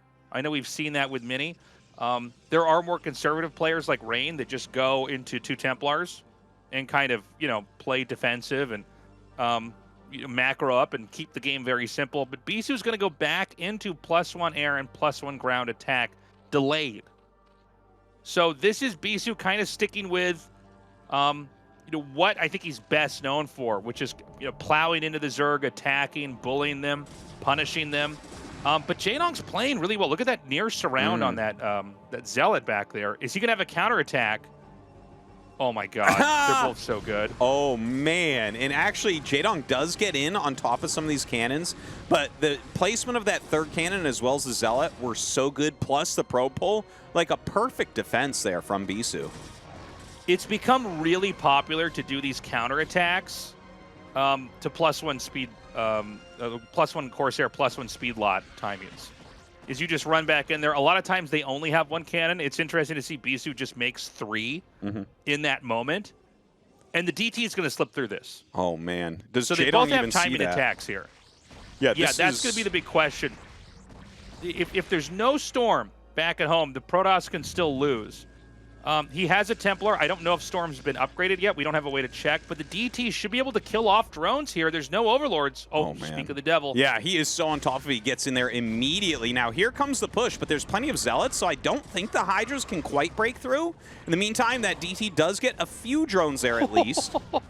Did you see the targeting with the cannons on the Overlord? Yeah. Gets that Overlord very, very low. And that is going to make you a little bit nervous that, who knows, maybe there could be a DT coming out. But I believe he has a 2nd Overlord to the side, so shouldn't be too much of an issue. I think he's got 3 total. Yeah. He's definitely got a little bit more over there. Yeah, there's the 3 total that he's got. There were some drone kills. I mean, it looks like Jdong's already remaking. This is looking like a really good game from both sides. And we're getting up to what I think is maybe 6 or 8 gates. Hard to say. Eventually, we'll need to have a robo made. But, until you start to see lurkers or mutas, it's not very clear. Yeah. Like, I think because the Corsairs have been kept alive so well and it's Bisu and you don't expect him to really lose them, I think we're going to see him go into lurkers from here. I can't imagine the mutas coming out and just destroying every High Templar like we see against a lot of Protoss players. I don't think Bisu is a player that will allow that. Well, also, I mean, I think Bisu's better with Corsairs than literally anybody in the game. Yeah. So why would you go for the counter? The things that Corsairs counter in this moment doesn't make a whole lot of sense. Yeah. Those Zealots are going to be moving out on the map. It looks like he wanted to fraction one of those Zealots off to try to find if there's a 4th hatchery. He's also going to send a couple down here to the bottom right to look for a hatchery here. Now, the truth is, Jdong doesn't have a 4th base. When I said 4th hatchery, I kind of misspoke. We're looking for a 4th base. Zerg's on 6 hatcheries. Zerg is looking for a fight. Simple as that. Yeah, and you got to be careful because when you send these Zealots out to different spots, they can get cornered and killed off. Okay, hold on. He's going to move to 6. Oh, the Hydras are coming back just in the nick of time there. The army movements of these two are really fantastic. They just keep on poking and seeing if there's a way in. And the thing is, both of them are defending so well, there's just not. Now, Bisu actually jumps in with his Corsairs, but there's just enough Hydras to push him back after 1 kill. Yeah, Jdong temporarily, supply blocked. The Corsair is going to continue to roam. Now, Jdong's going to take out these Zealots down here. In fact, Bisu might want to run into the main. Not that there's a whole lot of leeway here, but organically this opens up for a push because there's no Lurker Contain. Now, you can still be fine on Lurker Turtle play. You don't have to Lurker Contain if you don't want to, but Lurker Contain is now out of the question. And look at Jdong's control. He's so good. Barely losing anything against this big group of Zealots. We do have some Dragoons in the middle moving around a little bit. I think they were just seeing if there was maybe any units out there to kill off. Always good to roam around a little bit and see if you can get some free kills, especially when you know the whole army's in the bottom right. But Bisu is setting up his 3rd base, throwing down some cannons. He's going for a very Dragoon-heavy army right now, which is very good. He does have his Robo with Observatory. You can see a couple observers out. Plenty of Psy Storms ready. No Canary and Amulet yet to add those 3rd Psy Storms on the High Templars, but I bet you that's on the way. Yeah, definitely going to be on the way here. And now Protoss has to defend. Basically turtle up. It's going to be very tough to attack into this with Hydra Lurker. Almost impossible. It looks like he might set up a small counterattack down here at that base. He might even try to set up a Lurker Contain. That's a little bit risky. Yeah. I don't think the Lurker Contain is the right play here. He actually moves in and picks off some cannons there. And now look at this. While Bisu was looking elsewhere, he tries to snipe some of the High Templars, but actually gets a bit punished. You know, I think Bisu's handling this pretty well. Keep in mind, if you're going to be forward like this, when the Dragoon push comes, if you lose all your Lurkers, all your bases are exposed. So Jdong is committing to try to seal in Bisu on the 3 bases. He's going to do another little counterattack here, but really what I think he wants to do is try to snipe these Templars with the Hydras. But I feel like he's not doing either that well. I mean, Protoss is more than happy to storm Lurkers at the ramp. Absolutely. And look at that, gets a storm off there, but he does get the snipe off. It feels like Bisu has parried every single thing, and this Contain is looking weaker and weaker from Jdong. Because he keeps pushing with it, right? If you're going to set up a Contain, but he's like setting up a Contain, then running forward. Now there he just got 2 High Templars, so that was definitely very nice. But Bisu has lots of cannons, lots of Zealots, still a couple High Templars out here as well.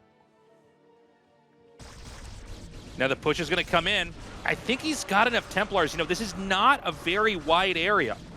Zerg has about as much room as Protoss does. As you can see, it's not like there's a good surround you can get off, and it's pretty straightforward from the Protoss here. You just kind of A-move through with the Dragoons and the Observers, try to keep those Observers alive, of course, and then storm when you see the clumps. And once you get that headway, you send the Zealots in afterwards because they don't have to worry about Lurkers as much. I'm starting to think we're going to see Bisu just win this with a straight-up push. I think that Jdong played really well, but made the game much harder for himself by trying to win with a Lurker Contain in a corridor that just maybe wasn't that favorable angle-wise. Yeah, I think you're definitely right about that. He just shoved a few too many times trying to pick off those High Templars. And here Bisu attacking down as he kills this 4th base. There's not a lot of recourse left to Jdong. He's already lost most of his army. When you commit to a Lurker Contain, you have nothing left if it dies. And there you go. He does end up GGing. So Bisu going to go to that winner's match. But Jdong is not out yet. In fact, he's going to play Zerg vs. Zerg against Hero, which is definitely winnable for him. Absolutely. Bisu, you know, he's never really been in bad shape. Since he became the #1 Protoss, the whole course of history since then, what, 2006 or something like that, he's pretty much been top 3 or #1. And today is another day where we see that. Winning in a pretty straightforward style. Not so much due to the bigger plans that Bisu had, but just reacting to how Jdong played. He stayed back. He waited for his turn. Jdong, he tried to do that very Jdong thing where he tries to find the damage. He tries to find the advantage.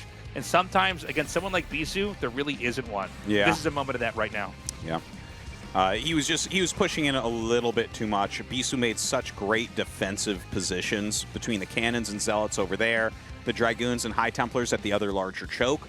Very, very well done. And Jdong just, he overpushed. I wish he had just done one of these kind of zone defenses with the Lurkers, trying to hold on to his 4 base, right? So he can maybe take another main base or something like that, force Bisu to come out and fight, maybe get to that hive tech, but he wanted to end it. And you can see going over these bridges just doesn't work.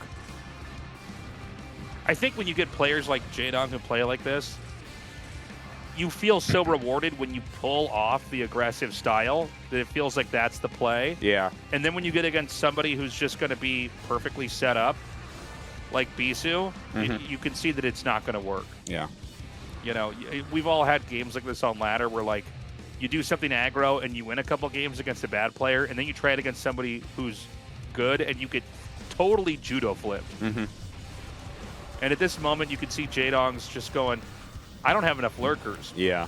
Now it's Hydras head-to-head versus Dragoons with Templars in the back. Definitely a fight you don't want to have. No, definitely. Oh, we got MC in the audience there. Maybe the biggest Bisu fan. But yeah, he's actually a great player. I think he's going to make it into ASL in maybe next year, or SSL rather. Anyways, we're going to go to a quick commercial break. When we come back, Bisu versus Barracks.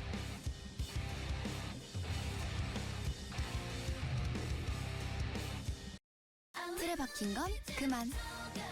구석은 사양할게. 부담 없는 게 좋아. 통신을 내 방식대로. Live my life. Live M.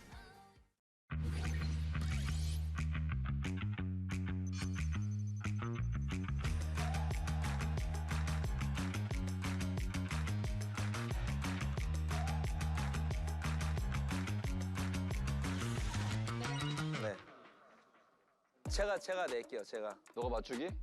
내가 문제 내고 형이 맞춰. 연속대 때 맞추려고 했는데 맞추기 힘들더라고. 그럼 형이 문제 내. 그럼 내가 맞출게. 들려? 들려? 들려? 안 돼요. 야 이거 어떻게 맞춰? 야 팔꿈치 들려? 팔꿈치 팔꿈치 들리냐고? 팔꿈치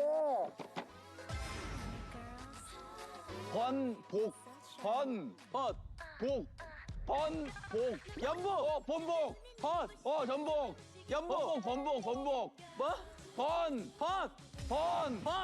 복 너가 하는 거 맨날 먹방? 됐어 아씨 김치?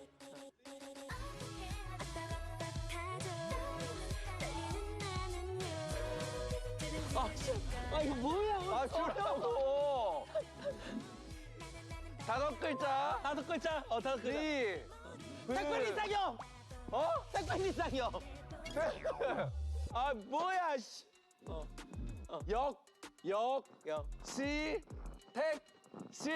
역시 택신. 구열이 형. 구열이 형. 토트넘. 축구. 토트넘. 호날두. 종날두. 손흥민. 수비? 김민재. 손흥민? 우리 많이 맞. 당구열 뭐야? 구열이 형. 구열이 형 뭐야? 구열이 형 그냥 당구열이야 문제가? 구열이 형이야. 그냥 구열이 형이야? 이 정도면 잘했을 것 같아. 3개면 잘한 거 아니에요? 3개면 그래도 중상위권 하지 않을까요? 내배 누가 뭔지 알아요, 형? 몰라. 내일 배우는 날 줄임말이래요. 그런 걸 어떻게 알아? 근데 재미를 위해서는 제가 설명을 하고 제동 형이 맞추는 게 재밌지 않을까 싶어요. 네, 해보겠습니다.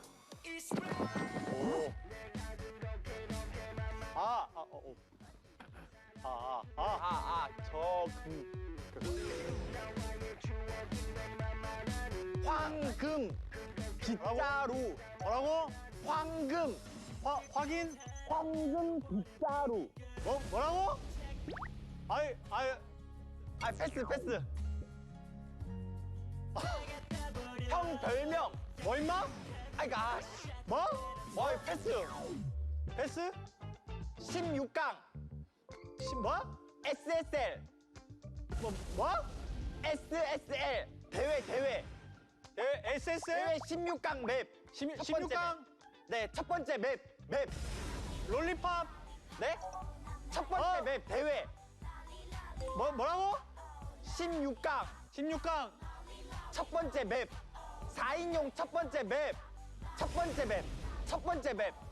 네. 라데온. 테란. 그러니까 저그 테란 프로토스 테란. 그러니까 테란에 벙커. 제 유튜브. 프로토스. 월간 변피셜. 랜능크. 월간 변피셜. 패스. 아이스크림. 아침. 아이스크림. 요아정. 아침이 좋아? 아이스크림. 아이스크림. 요구르트. 땀 겁나 흐른다. 그래도 한 2개는 맞추지 않았나요? 2개 맞췄죠? 옳지는 않을 것 같은데요, 그래도.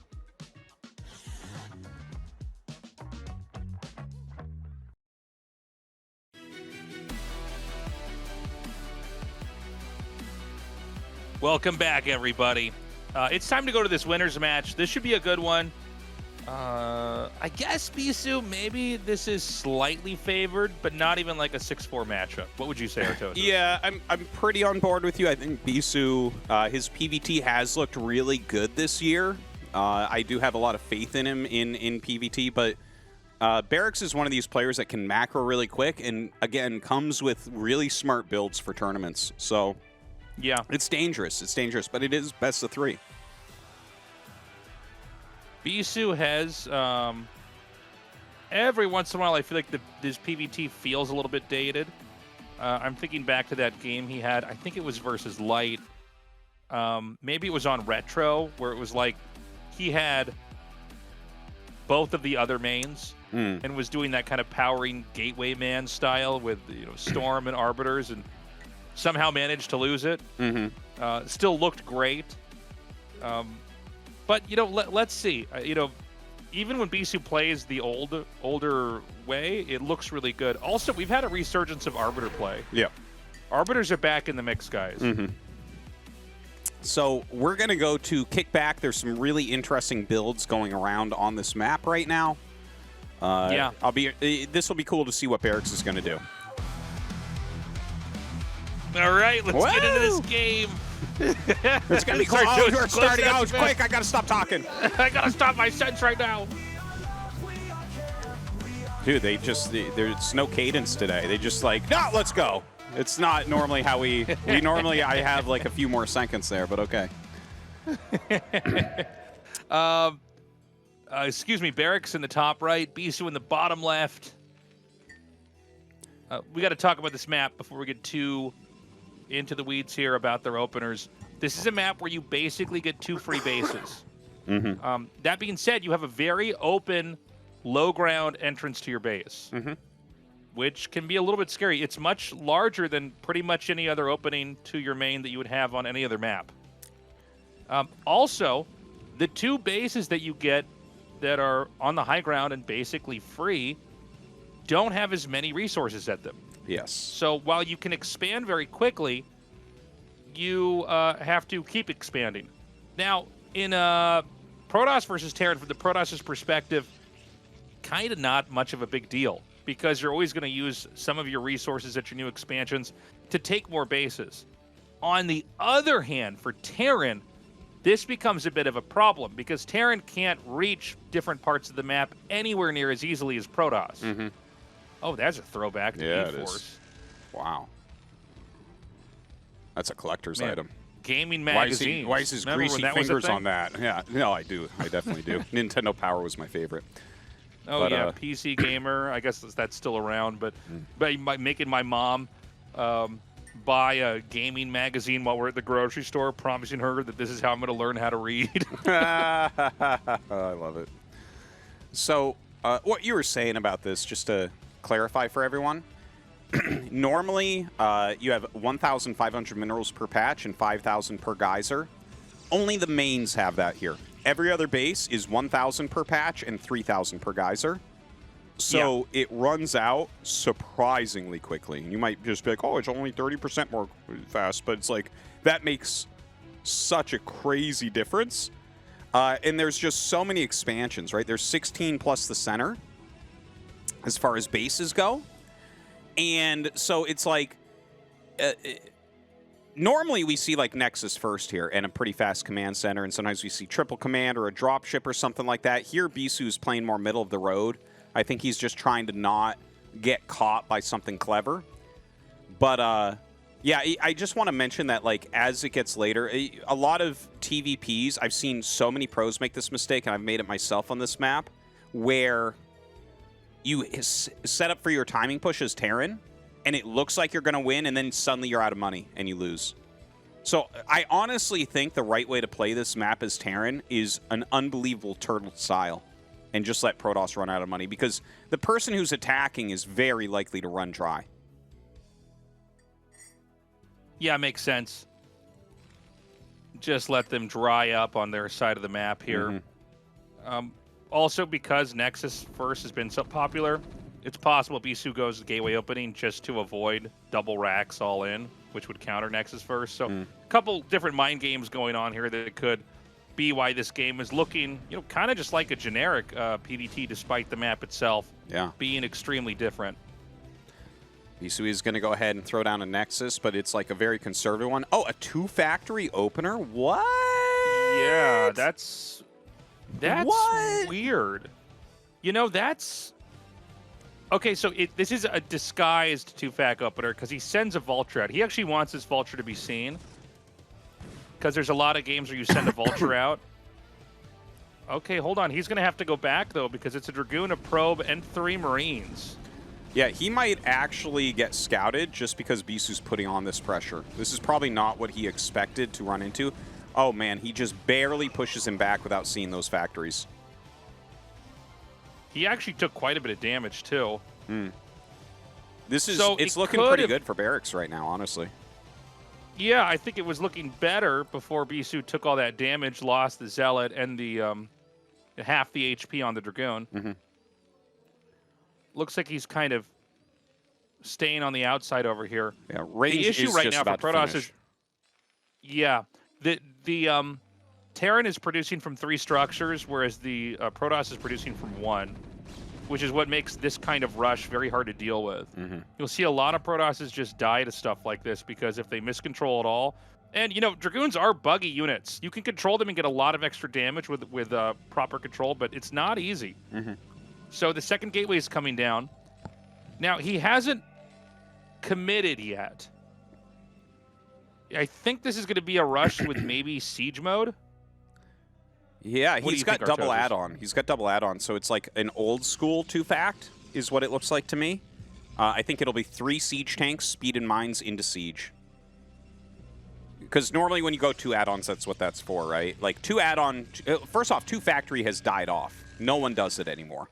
This is how it used to be done. This is the strongest of the very old variants from like 2008. Yeah, and it's surprising to see. It might end up working. Seriously, like Bisu is not across the map. He's taken damage. He lost his Zealot. He has a very low Dragoon. 3 siege tanks hitting it this time. It's scary stuff. You also have to, you know, wonder, is Protoss making just observers? Is there a shuttle being made? The shuttle is a very handy tool with dealing with the siege mode from the tanks. And these tanks are to come down right here from above. Now, the pylons and the gateways can be hit pretty quickly. You know, a lot of times you're forced to either try to defend a Nexus or back up. Here he comes now. He's going to run these Dragoons through that narrow area behind the pylon. He's going to use the pylons for shield, for some shielding, excuse me, but you know, he's going to get supply blocked pretty quickly here. There's no way to get onto the other side of these pylons once you go behind him. You know, he's doing a good job of whittling some things down behind here. If you try to dive in, you actually lose with this push. So you kind of have to, like, be very careful with how you go forward. Now, he has siege mode, and Bisu's going to try. He's going to jump. Oh, dude, this sick mind drag. I don't know how much damage it actually dealt to those tanks, though. I'm losing my mind. Yeah, I was going to say, please click on these tanks. Okay, he just lost the game. Yeah, I think so. He's going to have to fight with his probes right now. If you end up holding this somehow, the Reaver counterplay will be amazing because just Terran doesn't have much. And it looks like the probes are going to get another kill here. Oh my god, dude, he's picking off the tanks. But the Vultures are still in here. This is a big problem. Yeah, the Vultures are still doing a lot. Keep in mind, the Reaver is going to come out and get hit by the mine unless the shuttle picks it up immediately. So Bisu has to basically focus on all these different mines all over the map, move the observers, and be ready to scoop up that Reaver. GG, he taps out. Wow. Wow. The old 2-fac scumbag Terran move manages to take Bisu out on, honestly, a map I didn't think we were going to ever see that build on. No. Especially because that build is terrible against Nexus First. It is like Nexus First is the hardest counter to that build other than like no, probably more so than like a DT rush. But yeah, that is, it's surprising he did it. And I think it surprised Bisu. And here's the thing, at the top level, I think lower on the ladder you might still see that rush some, but at the top level, no one ever does that right now. Ever. So Bisu hasn't maybe played against that build in years. For real. Okay, so I think the theory here is basically that this map is there's so much thought about greed on this map that people are kind of switching into hardcore rushes. And the people that would be greedy are actually playing kind of middle of the road, which tends to die to the hardcore rush, if that makes sense. I don't know. Kickback's a really interesting map because you can see people are approaching it from very weird angles. They're not taking, a textbook approach, which I don't think is wrong. I don't know if the textbook approach when you have these guys that are this good at the mind games is the right way to play, but a very, very unusual game we had back there. Deja Vu's coming up next here. Barracks with a 1-0 lead. Let's see what happens now as we go into game number 2.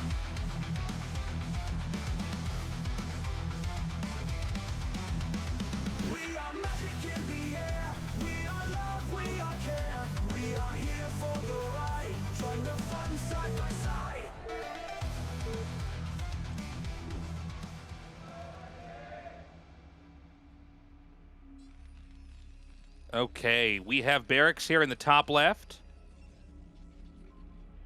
And we've got Bisu here in the bottom right. Excuse me. Yeah.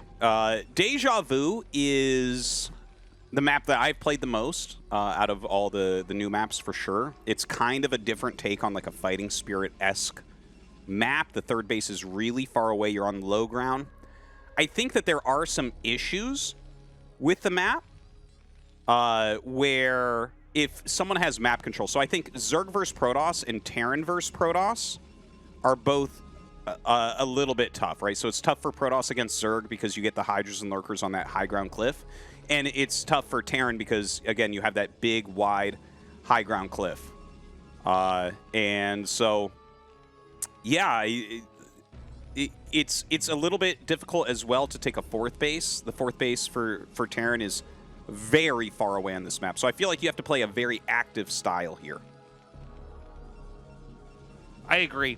It's really about trying to meet them in the front, or sorry, in the middle of the map and trying to control that center as much as you can and limit opportunities and mobility out here. In this game, it's going to be gateway opening here. We don't know if it's a totally absurd cheese or if it's just going to be one gate expand, which is kind of the norm here.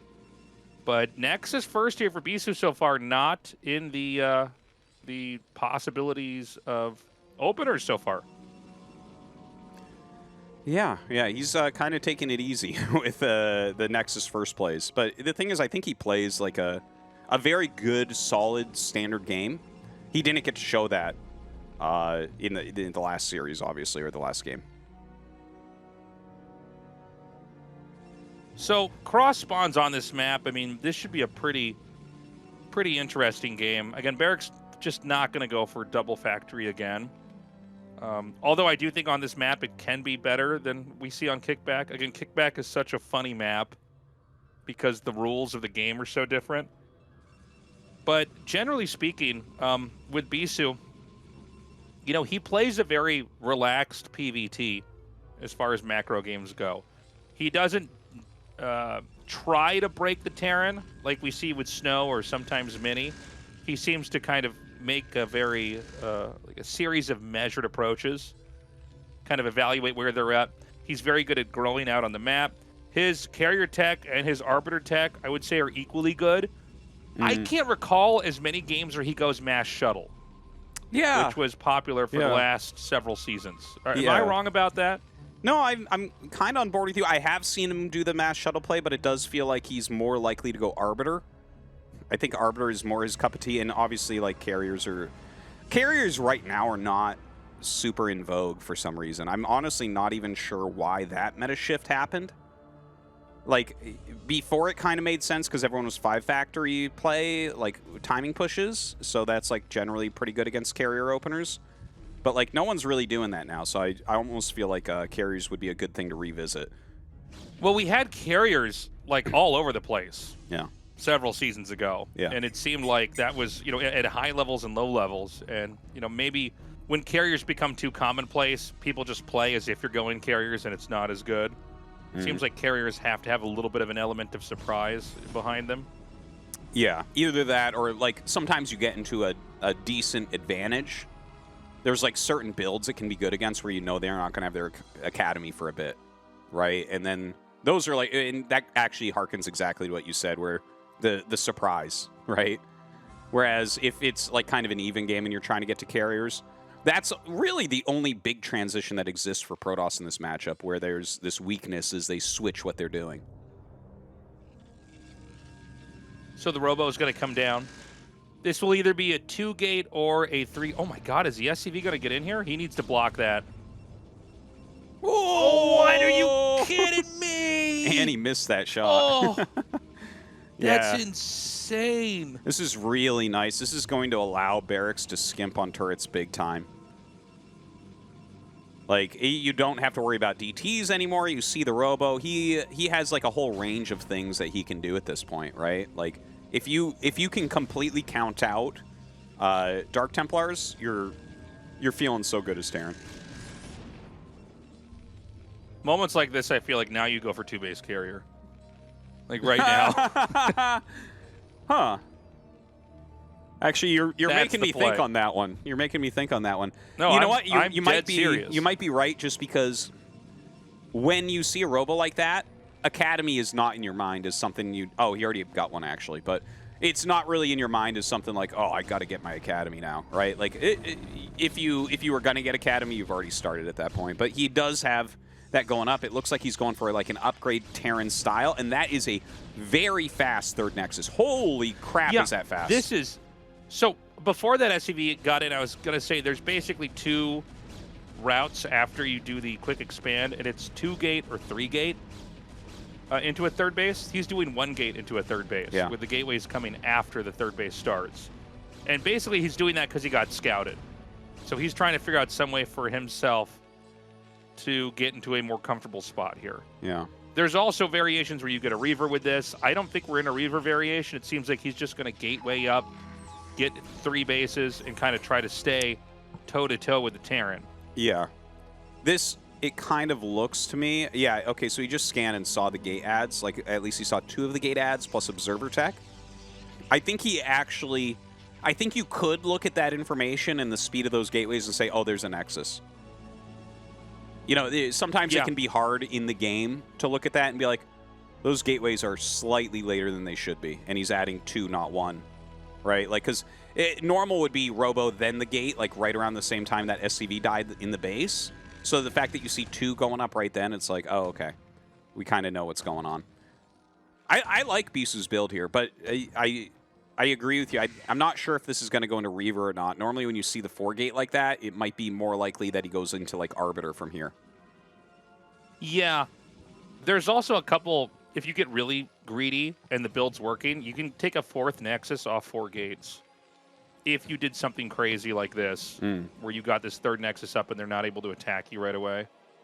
Look at this Goliath stalking the Observer here. I like it.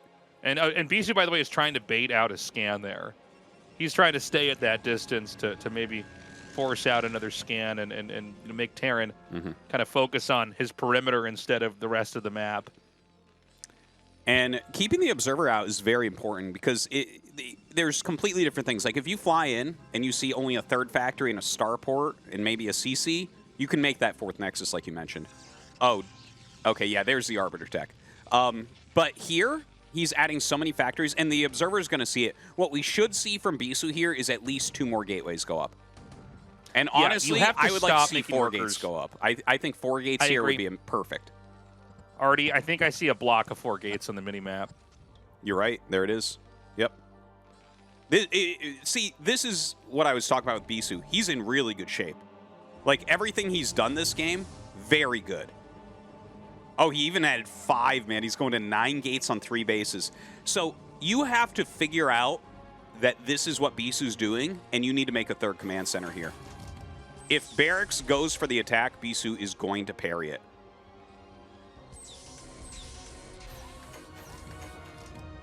So the idea with the Dragoons is, with this number, you can one-shot a tank, a Vulture, anything, Goliath.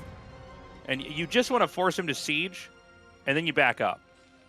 And you kind of keep this position out here. And the whole time, you are hammering out units at the gateways. Yeah. He should throw out like 1 to 2 Dark Templars, in my opinion, just to utilize some scans. Because generally what this looks like exactly from the 6-fact guy is he'll get near your base, and then Arbiter's out, and you just kind of deny turrets a little bit, and they run out of the scans. Plus, your Speed Zealot count is growing and growing and growing. You have to like kind of slow them a little bit. He's not really slowing them too much. This was a great tactic with the vultures to kind of run around and make Bisu like retreat a little bit. Because he does need to slow him, right? He's not ready to hold yet. He has all the right buildings. He has all the right tech. Oh. But this is getting awfully close right now. Yeah, you know, it's a very basic trick, but Barracks kind of did the old runaround on him. And now the tanks are right outside of his base. And, you know, we talked about this at the start. This high ground area is extremely important. He is going to go ahead and unload these Zealots over here on top of these tanks. The Dragoons are going to come in. I don't see that many more Zealots left. If you have enough Zealots in the front still doing damage, you can keep fighting. Notice that Barracks is actually targeting the Dragoons here with the siege tanks. This is really good control. Yeah. Bisu might be dead, Artosis. Yeah, he ran too far back against 2 vultures. Like, he needed to slow this and make it siege 1 or 2 times across the map. Because see all these units that have come out and almost won the battle for him? He would have already had those for this fight if he had just slowed this push down a little tiny bit. Now, he still has an Arbiter on the way. There's a lot of tanks here, and that's a problem. And there, you know, the missile turrets being built, this is one of the biggest keys to winning this as Barracks. You just simply have to have some missile turrets up. And look, he's going to use the Observer bug. I love it. Oh, we haven't seen this in a long time. Yeah, so the turret won't fire unless he spams S on it. Tastosis, do you want to tell some WCG referees he's doing that real quick? When I tattled on Stork. Was it Stork? Yeah, it was, right? Yeah. Okay, so he's pushing in. And, I mean, this could be all you need to pull the push off. He's going to siege up again. At this point in time, the Protoss is going to be coming through a pretty difficult area. I don't know, man. I think it might be over. Yeah. Those 2 turrets there, to me, pretty much seal the deal. Like, the double turret, the Cloak isn't going to do anything. You know, what are you going to get? 1 stasis before you die? That's not going to be enough. Like, you needed the Cloak to help you hold this. He did not stall this out quite enough. He had the perfect build, too, really. Okay, he's going to go for it. Dragoons in the front. The shuttle's going to come out, and it's not even going to get, I think, more than 1 Zealot unloaded here. Wow, this is just heartbreaking. Bisu's just going to die to a 2-base push, all because of a simple tactic from Barracks. He just sort of did a little run around, and the entire army of Dragoons went and chased that down. And then, the tanks just got set up outside his base. Yeah. This is crazy. Yeah. And, yeah, you simply must slow the push down. He would have held it if he had made it siege twice across the map. And obviously, there's something to that. The vultures running around, you don't want those getting in and screwing you up. Honestly, there was no way for them to. He already had a pylon wall at his 3rd. He had a pylon wall at his natural.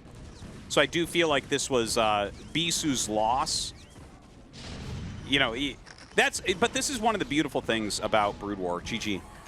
This is one of the beautiful things about Brood War. You don't just win things strategically. There's not really many hard counters in the game, right? You need the strategy, you need the tactics, the execution, the micro, the macro. Everything kind of has to come together. He had the right strategy. He was macroing fine. Tactically, he got outplayed there. The 2 vultures forcing like 8 to 10 goons to go all the way home and allowing Barracks to move across the map for free. What can you say? The Terran push wins this time. In a group this stacked, it was actually Barracks that gets out first. Wow. Yeah. Barracks is going on to the round of 8. This is crazy. By the way, very well deserved. Yeah. He just played really solid aggro TVP, excuse me. He played a great alternative style with the Valkyries versus Hero of all people. He certainly had maybe the toughest route to get out of this group, and he did it going undefeated. Yeah, very well done by Barracks. He does kind of screw up what I wanted the round of 8 to be, but I'll never complain too much about having another Terran go far. Big results here for him to get into this next round. There's those 2 vultures, man, that ruin the game. See, these goons should have just slowed those tanks from getting there, and he almost held it still. He still almost held it. It's important for, by the way, watch this fight. Look, watch the siege tanks stop targeting these zealots. Yeah.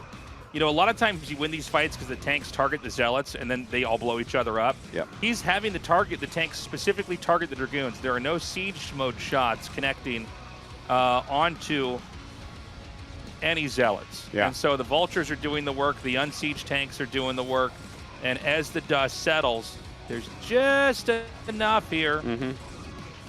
He's Just able to enough. kite it back.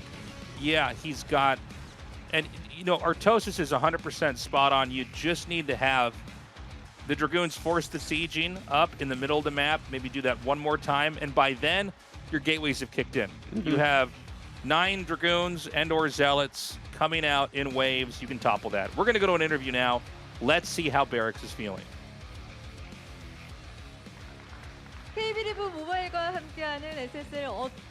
You're watching Group B of the round of 16 of KB Live Mobile 2024 SSL Autumn. It took a while, but this guy has just made it into the round of 8 for the first time in his life. Let's talk to Barracks. Congratulations. Thank you.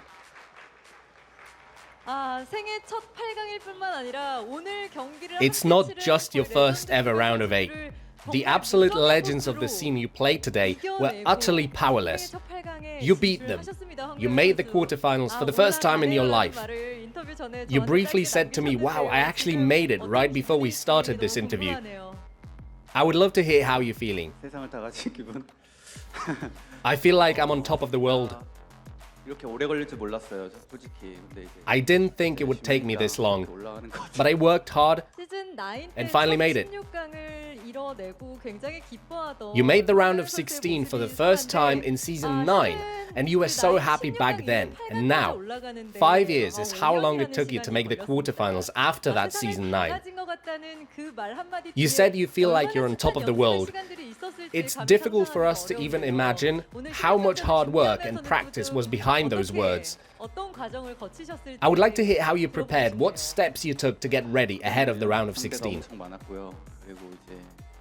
I had a lot of people to practice with. I even had 2 Terrans help me, even though there were no Terrans in this group. Still, I asked for help from Terrans. I knew that if I wanted to go toe-to-toe against the players in this group, I would have to practice with really good players, which is what I did. During practice, I went back and forth between winning everything and then losing everything. I was all over the place. But I went into today with confidence, which is why I think I won. If we look back at the round of 24, it was evident from the praise you received for your performance that your confidence was justified. As you practiced, did you get the feeling that this season you could look forward to some achievements? So normally, the round of 8 is where you have a lot of players who just do really well on the daily. I felt that if I want to advance, this is the caliber of player I have to beat. It was not easy. The guys in the round of 16 play really well, so I have to play really well. I would make a lot of mistakes. I used to make a lot of mistakes, which is something that I had to fix during practice. I've been doing all right in just day-to-day play, but for this, I came up with stuff that's even better than what I normally play or what I normally practice. It worked well, and let me win. Looking at your games against Hero and Bisu overall, you did not just hang on and win, you took those victories having given them no quarter. In the game against Hero, shaking things up with Valkyries first and then going late game mech, you gave him no room to breathe. And in the first set against Bisu, you played a 2-factory timing. Can you tell us how you came to prepare these builds? I had a hard time picking the right builds. I went back and forth with different things. For some reason, my builds just wouldn't work. So I made a last-minute change yesterday. Give me a second, I'm beside myself right now. I get it. You now also have to prepare for your round of 8 match here on the SSL stage. There is no time to rest on your laurels.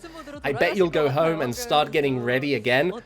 모습을 또 보여주고 싶을지 다전제에서 what can the fans expect to see out of you in an extended series in the round of 8? 많이 넣는 스타일이라 다른 데가 좀 더 자신 있기도 I tend to 하고, play a lot of mind games, and so I feel confident going into an extended 보완이 안 series. 돼가지고, 근데 연습 때는 또 For some reason, I was not as solid with my macro as when I was practicing. 그냥 잘하는 친구들한테 이제 또 이제 I will reach out to my friends who are good at macro. 많이 준비를 했고, I will try to remedy that and hopefully show even better games in the best of 7. 황병현 선수가 아마 이번 시즌 지금까지는 정말 한 몸의 It 기대를 feels to 받는 me that this 받는 season, all of the 선수가 expectations 되시지 are on 않았나 you. 싶습니다. 이 기대에 This is a responsibility, but you seem ready to fulfill these 이 expectations. 기대에 충분히 좀 만족시켜 주실 Would you 거죠? say so? Can you fulfill these expectations? 거의 오히려 연습 때보다 좀 좋은 게임이 나오는 것 같아서. I think the games in the actual tournament went better than when I practiced on Monday. As long as I put in the work, I'll definitely be able to show good games. That's how I feel today. 무패 행진을 이어나가고 있는 황병현 선수. You're still undefeated this season as you make your first ever round of 8. 어디까지 비상할지 너무나 기대가 I 됩니다. can't wait to see what you'll show and how far you'll manage to get. 한 말씀 부탁드립니다. Any words for your colleagues and fans? 이번에 연습을 많이 도와줘가지고. I had a lot of help when practicing this time around. 예훈이, 병우 형, 그리고 Saxtree, 성대, Stork, 민철이, Action, Sulky, 선재, Mini, 윤철이, Motive, 그리고 테란 중에는 Snow, 성균이도 연습을 좀 and from the Terrans, 빌드를 좀 짰고. I also took to mind a bunch and crafted some builds. 부탁을 해가지고 많이 도와줬거든요. 그래서 마지막까지 카톡하면서 빌드를 And also 짰는데 Flash. 진짜 덕분에 We talked on 이긴 것 Kakao 같아요. Talk 너무너무 up until the end. We talked about builds. 이번에 많이 는 것 같아요. It was thanks to all that help I advanced. I think I learned a lot, I've grown a lot thanks to the help I've been receiving. I have nothing but heartfelt thanks. 이번에 응원을 또 많이 And the fans, 분들이 많아서 a lot of people showed up to lend their support today. 진짜 늘 말하는 거지만 팬분들이 Thank you so much. I know I sound like a broken record, but it's thanks to the fact I have fans supporting me I can play well. Thank you. 축하드립니다. 8강 때 뵙겠습니다. Once again, congratulations on your first ever round of 8. We'll see you in the quarterfinals. 완벽한 경기력으로 생애 첫 8강 진출에 성공한 황병현 And there you have Barracks, who, off the back of a perfect performance, advances to his first ever round of 8. Let's take a look at the event we have prepared for our viewers. The winner prediction event is still ongoing. You can participate through the Africa TV esports website. There will be a random draw amongst those who predict correctly with fans and carrier bags as prizes. And we'll be back in just a few with the losers match ZVZ between Hero and Jdong.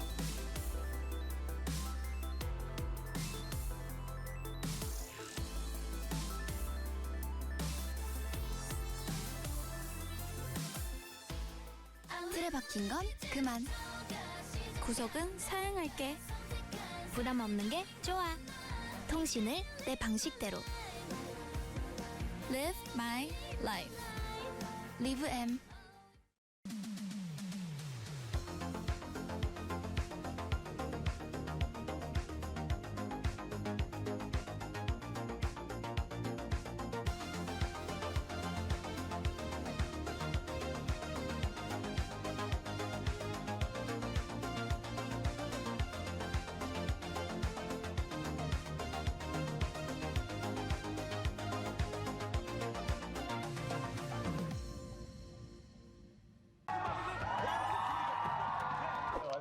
저녁 식사 시간.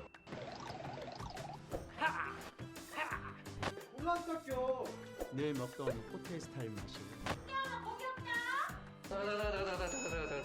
마지막 촬영이라는 느낌이 난다. 이렇게 스태프들과 같이 먹으니까. 벌써 찡한데? 스리가 읽어줘. 읽어줄까? 이슬이가 읽어줘. 네, 읽어줄게. 언제였던 건지. I've got two souls, 'cause I'm way gone, trying to find my way back home. Count my bones as a desert comes through. Don't turn all of my stones. Rock bottom make the man and some pressure make a gemstone. Trying to put $1 to my name like Creflo. Naja boy, late to the game. It's in the blood flow. And I'm from the south, it's thick skin and tough bone. Big attitude through big lips with gusto. Trust no kings, that's why they tried to crush souls. But it's IGBO. When the dust blow, this old head be standing there. No born to grind. Yo, scared of your potential. I'm adorned with mine. 30 times around the sun, man. Of course I shine. My legacy will not dwarf with time. And in my daughter's eyes, it's basic. I must not say quit. Every day sees a present like a Rob St. Nick. Walk a fine line between tenacious and patient. I can't slip. I'm fighting clocks and they can't win. I've got bruised souls, cause I'm way grown. Trying to find my way back home. Count my wounds as in desert crumbs flow. I'm gonna turn all of my stones. I've got bruised souls, cause I'm way grown. Trying to find my way back home. Who that soldier in the mirror? Oh, oh. I'm gonna turn all of my stones. Impeccably I flow, hardest raps you know, breaking status quo, reaping what I sow, artistry like Van Gogh, get it from my mama hip, so think that I need tempo, personality, spicy body banging like a bongo, cause black women been it since Timbuktu since Pharaoh, sponge rollers and hot combs, lips, cheeks and brow bones, if you ain't for the culture then please stay out of my zone, these little dummy rappers could never grace my headphones, see I'm from a place. Welcome back, everybody. A little bit of ZVZ action for you guys coming up. Jdong versus Hero. I gotta say, man, it's gonna be tough for Jdong to beat Hero. I think he can do it. I think it's possible. But Hero's results, Hero's consistency is undeniable. Yes. Hero has been so... I'm sorry, guys. Is this funny, Tastosis? Are you laughing? ZVZ's a serious thing. He sent me a picture right before we went live. It was so funny. Oh, my God. Yeah, I've been spamming memes. I've been spamming memes to Tastosis on my phone on these breaks. Anyways, you know, this could really go either way because it is ZVZ. Jdong historically hit the peak of anything we've ever seen Zerg vs. Zerg. But he's not that scary now. He just seems to be a normal pro gamer Zerg vs. Zerg player. I don't know who to favor here. I really do not. I feel like this is a coin flip in my head. It does feel like it. The thing is, you know, Jdong's really good at the deceptive play. ZVZ, he's very, very tricky. Am I wrong about this? Hero's Muta Micro is just better. Than and I know it's Jdong. And yeah, I think so. Well, we've had a couple moments in ZVZ, and so much of this does come down to Muta Micro if the game gets to that point. And I know I'm probably going to anger some people. I think there's few things that I can do to anger people in the StarCraft cast, but say that Jdong doesn't have the best Muta Micro might be one of them. But I think today, I do think Hero might have the best micro. Let's find out, guys. We're going to go into this game. It is a best of 3. Oh, and it's on Monty Hall. Oh, okay, yeah. That's This is what you want in ZVZ. Yeah, this is going to be a great map for a ZVZ, actually.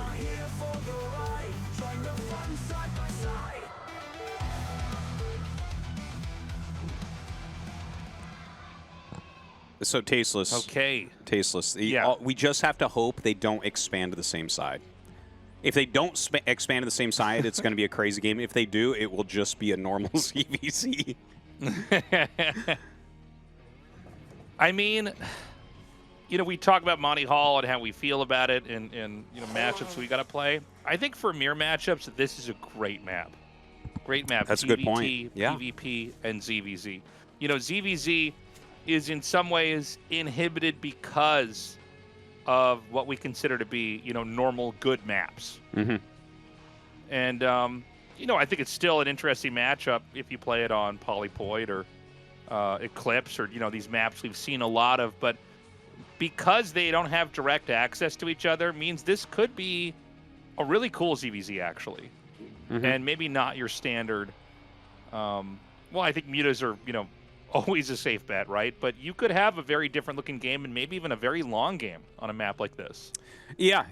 That's actually in the back of my head. I'm thinking to myself, what if we get into Ultralisks? Like, could we do it? Could we do it here? There is a real possibility because let's say they both go hatchery first on different sides and they just rush up to mutas as would be expected, right? The only thing that they could do aggressively with Zerglings is mine out the patches, which will take a long time, on the path that goes to their opponent's expansion, right? So, really, and look, they're choosing different sides, so this is perfect. This is perfect. So, Hero... What are the benefits of the middle versus the side here, too? I wonder about that.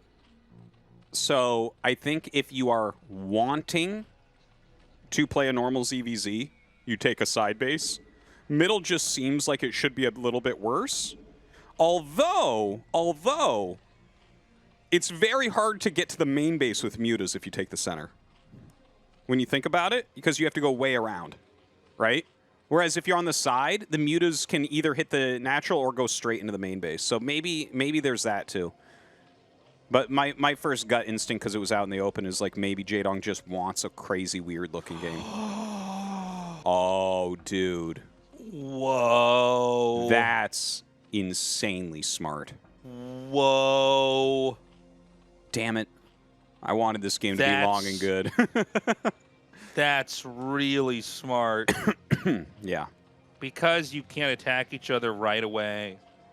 Because you're not, it's not up to, speedlings versus non-speedlings, or, did you turtle with your sunken colony in your main? A lot of the stuff that we talk about in ZVZ, both players can expand. So Hero puts a layer of strategy on top of that. He goes, well, if we could both expand, why can't I also just hide a third hatch and take a third gas? It's brilliant. It's brilliant. He's going to have 3 gases, and Jdong's going to have 2. And that is a bad thing for Jdong. Jdong needs to be able to scout that. And it's so far to the side, the odds you flying through and seeing creep there is pretty low, I'd say. Really smart play here. So, obviously, in an inevitable Mutalisk arms race, Hero should just slowly get ahead and then be way ahead, right? I would say so. His initial mutas might be a little bit slower, so Jdong might start with a slight Mutalisk advantage, but Hero should be able to eclipse it relatively quickly, I'd say. We saw Sulky playing on this map. I do wonder if, this was somewhat inspired by Sulky when he saw, because the fitting the second drone through to mine out the mineral to take the third hatchery there was what Sulky did, and it was smart. Yeah. But seeing this and then pairing it up with a hidden hatch is genius. Yeah, it really is. And, on maps like this, guys, you don't have a lot of games in the past, in the present, or in the future. Monty Hall, I'm sure we'll have it again in a couple years, but it's not like it's going to be here every season. You're not going to have a lot of competitive matches on it. So, you can use this, win a match, and they're never going to have a way to recuperate from it. Yeah. Now, Jdong is actually massing Lings, and he is mining out these minerals to do a Zergling-based attack. So this might actually open the game back up. Yeah.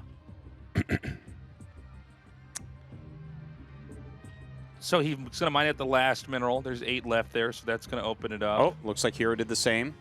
Well, wait, hold on a second. Excuse me. This is... they're both going to just kill each other. I don't even... It's a base trade with Zerglings. He needs to get on the other side of the minerals and ditch this. Yeah. He can actually protect this with drones and his Lings on the other side. Yeah, and he my God. he's going to hit in here. Is he... Yeah, there's a couple Lings blocking, but not that many. More Lings going to be popping out. Yeah, there's just... This is chaos and carnage right now. It's going to go down to a very normal-looking ZVZ, I think, very quickly. Oh. He gets in the main. Speaking of which, the eggs are under attack. The main is nearly opened up here for Jdong. It does feel like Jdong is going to be behind in every conceivable metric because he's going to have 1 hatch to 3. Yeah. Well, I mean, that's about as bad as you can get, right? Oh I guess God, Hero he's not just reacting wins. very fast either. Damn. Is this game just over? Yeah.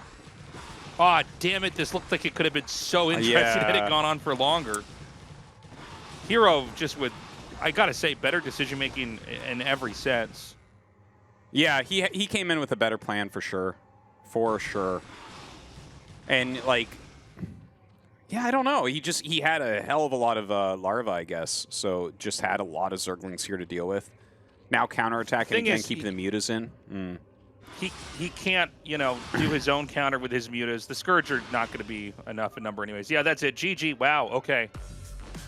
I got to say, there's another timeline where that game went on, and it would have been so cool to see. But Hero really handled everything very well. You know, it was interesting for me. I was learning in real time when I saw the lings go to the other side of the minerals. I'm like, oh yeah, I guess you can just treat that like it's a small ramp. Yeah, yeah. That, you know, like of course. Yeah, definitely some good ideas in there. I am a little bit disappointed because I got myself worked up. I'm like, dude, they're going to have 100 supply of mutas at least, and maybe Hive Tech. But wasn't meant to be, I guess.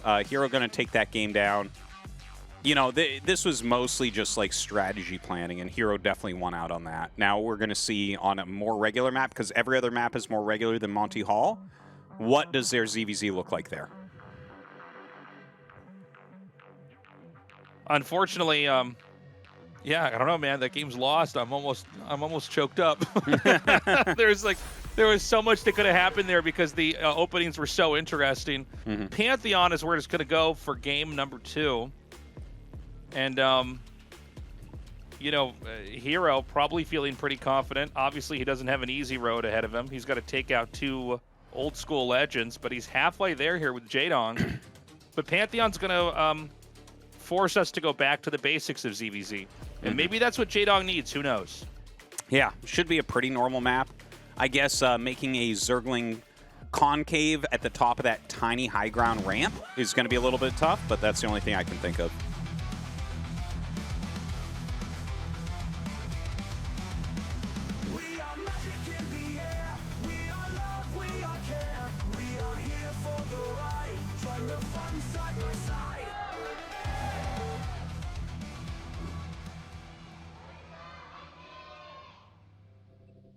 Jdong in the top left, Hero in the bottom right.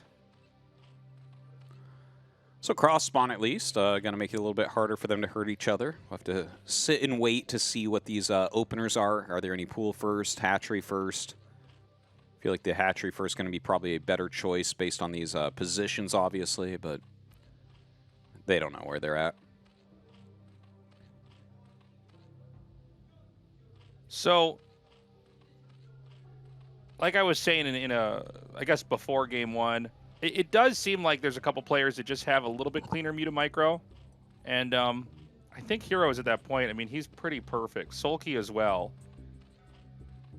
But, you know, there's always ways to try to work around that. You know, ZVZ, it's really this mirror matchup that is so much tighter and more punishing than any other matchup in StarCraft. It's hard to explain.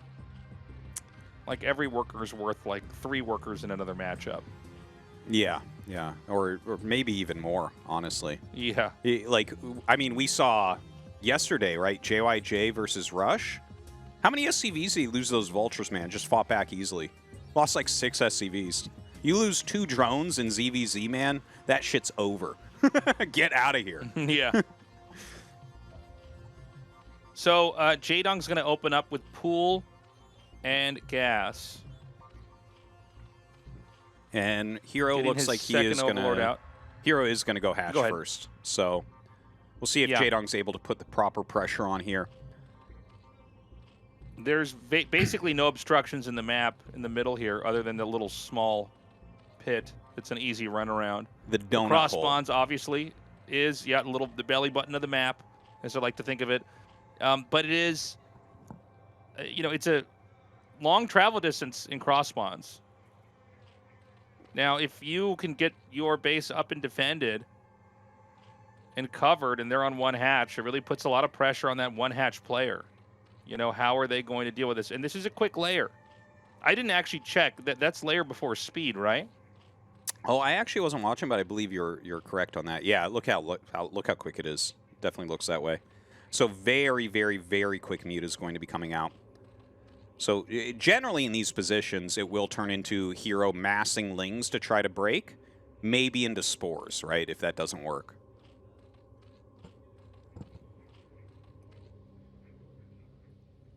So he's going to keep these 4 lings back here. Now 6 lings back here, with the other 2 going across the map. Now he might try to hide his Zerglings. You know, because drones are so high value, because you don't get a lot of them, and, you know, every resource is really important. Drone scouting isn't really a thing. You want to send overlords out on the map, but that means that there's some ambiguity as to what they're doing. Now, it's ZVZ, so there's not an unlimited possibility of builds, right? Yeah, yeah. I think you look at PvP or TVT, and there's definitely more you can do because there's more pieces to work with. Mm-hmm. There's the Spire in the classic turtled position. You put the Spire back there because it's hard to ever get surrounded by Lings. And so, you know, it's one of the few buildings that's key in tech that you can tuck in a square space like that. Yeah. Actually, so these Lings... It's the only one, isn't it? Isn't it the only tech building that is a square? I believe so, yeah. Huh. There's other tricks that have been used with that. These are really old, like pre-StarLeague old tricks, but like you could make it next to a sunken colony so it looks like it's a creep colony making. There's some weird ideas people had with that. Ling speed finishes. It was Ling speed after layer, by the way. So he's forcing a Ling trade. Once he gets the Lings down to a lower number, he pulls out. And, you know, back here, the Ling Scout happened. Hero saw the Spire. He knows what kind of game this is going to be. Yeah. So he's getting a Spire of his own. That's at, what, 200 HP? I didn't see how far along Jdong's was. His is almost done right now. So, yeah, his should be finishing any second. Now, Jdong does a counterattack here with these Zerglings, putting some damage onto some of these drones. Gets one. Gets two. Gets three. That's pretty big. Yeah, that's huge. I think Hero might be able to corner these remaining Lings. No real way for them to get out here. Of course, Jdong's happy to just waste Hero's time. Another drone is made. Now, this sunken colony is very deliberately placed because you can use a drone drill to cover it from the gas and the minerals. The layer blocks, the spawning pool blocks, and, you know, the Spire kind of helps out as well. There's no way to run around to the back of the map. So this is one of these moments where you can launch an attack with the Mutalisks across the map and still feel kind of safe back at home. Yeah. And he's got to do this because if Hero's allowed to get his Spire up here, he hasn't made an evolution chamber. So he's going to need it to be like a Mutalisk-based defense. Now, Jdong is very low on drones already. Hasn't lost any yet. Very good micro thus far. Dude, he didn't lose any? Really nicely done from Jdong. And, you know, Jdong didn't go right for damage back at home. He started to clear the Overlords on the map. He killed some Lings as well. He's going to try to maybe get one more Overlord. Now, there's a lot of Scourge and Mutas out on the map. Hero banked up quite a bit. There's, I think, 6 Scourge total inbound here. Great control by Jdong, but he does get clipped by one of those Mutas. Yeah, that's really painful. He actually takes... Oh, hold on. How many are here? Okay, he's only taken one hit from the Scourge. Now, Hero has this additional gas, so he is going to keep making Scourge. If he has anywhere near the same amount of Mutas, he's just going to be way ahead. Because he's going to be able to flood Scourge out, and you have to respect the Scourge. I'm sorry, did he kill that Scourge that we saw earlier? Did that not connect? It doesn't look like it. Yeah, it didn't connect. He killed it. They make like the same sound if they die or if they hit. Yeah. Now he's going to hit the Overlords here.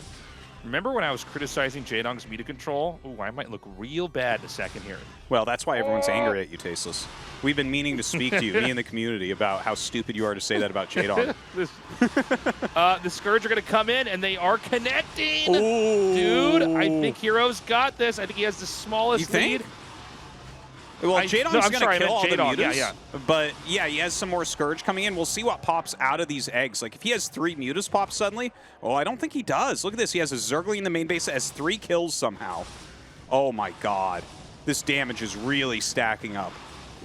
Yeah, you just need 1 Scourge for each Muta because it's so low that another Muta hit will kill it right after that. I think that Jdong did it. Yeah, he's done it. Absolute tactical genius. Wait, some Scourge coming in. There's almost no drones, though. He's got to get this on a good trajectory. Hero's going to try to bank out. He actually trades a Scourge on the Scourge. That was probably a really smart move. I think so. Yeah, almost like when you see those fighter jets like shoot off chaff to like pull a missile away. Yeah. Scourge chasing Scourge is a good trade for Jdong at this point. Like, all he needs to do is keep these few Mutas alive, and he's fine. The drone count is very similar on both sides, but he's actually got Mutas. So this is definitely going to be a Jdong victory. If Hero was to come back here, that would be wild. Yeah, never count Hero out, though. He's got a lot of tenacity. But the muta count's getting high enough that you can just start to one-shot the Scourge. That's when it gets scary. When you have enough mutas that you can flick down the Scourge, it's really tough. I see one mutalist cure for Hero. And, you know, whenever you can't find any target, you just go for the Overlords. Eventually, there's going to be no Overlords. They're going to be supply blocked. He takes this one out. You can't even make another muta now. Somehow that drone dodged that shot. That was wild to see. Hero trying to make something happen. And now he can kill this last one. This is it.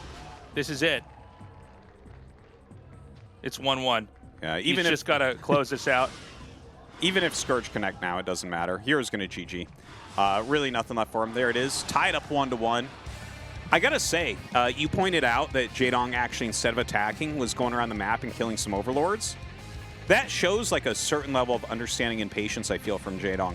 Right? Because when your opponent has the 2 base, you have to look at that and say, well, his gas is going to be twice as much as mine very shortly here. And I think a lot of players will feel very pressured to attack. But the fact that Jdong was like, no, I'm going to kill an Overlord or 2, kill a few Lings, build up my count a little bit more, and then we're going to go. And we saw with that confidence, he flew right in and just kind of outdid Hero. And that was like maybe the last second he could have done that, right? If he waits, well, if he waits 1 more minute, Hero has, you know, 3 more mutas than him. So he had a very small window. He hit in that window, and he won. Definitely studied the scouting pass there from Hero. Definitely knew how to not overextend. Great control there when it mattered. Able to take out those Scourge. Perfect control with the Lings, too. Killing those drones, that was key. This is going to bring us to Game 3 here. Now, remember, Bisu is waiting for the winner of this match. So no matter what happens, it's going to be amazing. It's either Hero versus Bisu or Jdong versus Bisu. Dude. Oh, my God. I have been hoping for that Jdong versus Bisu last match. Minstrel, we're going to go into a 2-player map. It almost counterintuitively, it feels like 2-player maps actually give us a higher variety in openers because you know where your opponent is and you know where their Overlords could be at any given moment. So we'll see if anyone tries to get tricky with that. Yeah, should be an interesting one. Let's get into it, guys. This is the final match with these two. One of these 2 players is about to be knocked out of the SSL.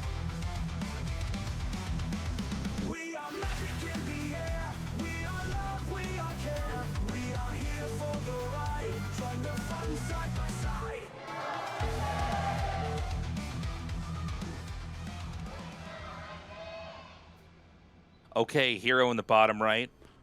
Jdong in the top left. I tell you what, Tasteless. Like, just watching that intro come in, I was kind of paying more attention to it than I normally do. And it's really beautiful, man. Like, great production on this show. It's just, there's something so nice that we are celebrating this 26-year-old game and having this unbelievably high-end production of 2 of the greatest to ever do it fight against each other. You know, silly Zerg versus Zerg knife fight, you know? I don't know. It's just, I feel some deep appreciation that we have StarCraft going on. It's nice that we've got this game, and it's just going to be here indefinitely, like forever. Yeah. Like, it's comforting. It's part of my childhood, but it's what also kind of turned me into the man I am. And as I'm 40 now, I'm still watching it and casting it. We've got Hero, someone I wasn't familiar with in the past, the same way I was Jdong. You know, obviously he was like a legend. Everybody looked up to him. But no, it's really nice, you know? It's really cool to have these guys here, to have these games, to see that the level of play keeps growing. It's awesome. Yeah. We're just very fortunate. You know, there's like a lot of games from everyone's childhood that don't really get played anymore, you know, that everyone played. And StarCraft's one of them, but it's still around being played professionally on TV and everything, which is sick. Whereas, like, right, everyone played GoldenEye and loved GoldenEye. Can't find a tournament like this for GoldenEye, that's for sure. If there was, of course, I'd win it, but... Like I was going to say, every neighborhood that had the game GoldenEye was convinced that their little clique was actually the greatest in the whole world. Yep. Yeah. It's so funny, yeah. Yeah, in StarCraft, at least we can figure that out, and that's what we're doing right now. Turns out that the click and soul was the best. Oh, wow. So crazy. This map is pretty crazy, pretty labyrinthian, shockingly labyrinthian compared to anything modern. Very hard to get units to where you want them to be. I don't know if it's going to play a huge role in ZVZ, though. Unlike Monty Hall, where we had a very unique opening. Yeah, I don't think it changes anything for this matchup. ZVZ is kind of wild like that, right? It's like, what's the ramp look like? How open is an area? You know, that type of thing. Like, how guarded is the natural? And most maps just line up in the same way. And ZVZ just doesn't get changed much. There's very little, you know, there's nuanced SimCity, but it's not like Protoss finding which wall is going to work, or, you know, the same thing with Terran or something like that. It's just like, yeah, you kind of no matter where you spawn, you already know where to put your pool and your spire and stuff like that. So, yeah, I feel like maps have the least effect on ZVZ by far. I think a lot of it comes down to just ramps and entrances and maybe positions of gas geysers and stuff like that. We did have in the last couple seasons some really interesting ZVZs where they would, like, you know, make a hatch at the ramp but then put an extractor over there to get that. Yeah, Queen doing we got that. a rush. Yeah, that was cool. Yeah, very awesome. We've got a small rush coming down here. It's layer. It was a quick pool, but a quick layer, and then a quick hatch here from Jdong. So Jdong's not going to be sitting on one base. Although the early part of this game could have looked like it was going to be that type of game. It's not. So it's Hero kind of turtled behind the hatchery. With Jdong now finishing Link speed, probably going to try to do a little bit of damage on this hatch. Yeah, I don't know how much he can really get done because Hero has plenty of lings to deflect this, and in fact, more lings coming out. As his speed finishes up, you know, he's going to be able to maybe put on some counter pressure there as well. We'll see if Jdong tries to dart in as a counterattack. Maybe he makes a sunken. I feel like it's either an Overlord or some lings or something. Okay, it actually was for a sunken. So he's actually preparing for a big ling attack. But I see drones being hatched by Hero. What is the deal with that spire placement for Hero? That's so weird. It's just out there. Yeah, it is a little bit weird. I mean, Jdong's makes perfect sense. I'm not saying that you have to put it where Jdong put it, but, like, why would you put it out there? Yeah. He's like, he chased the Overlord. He's like, look!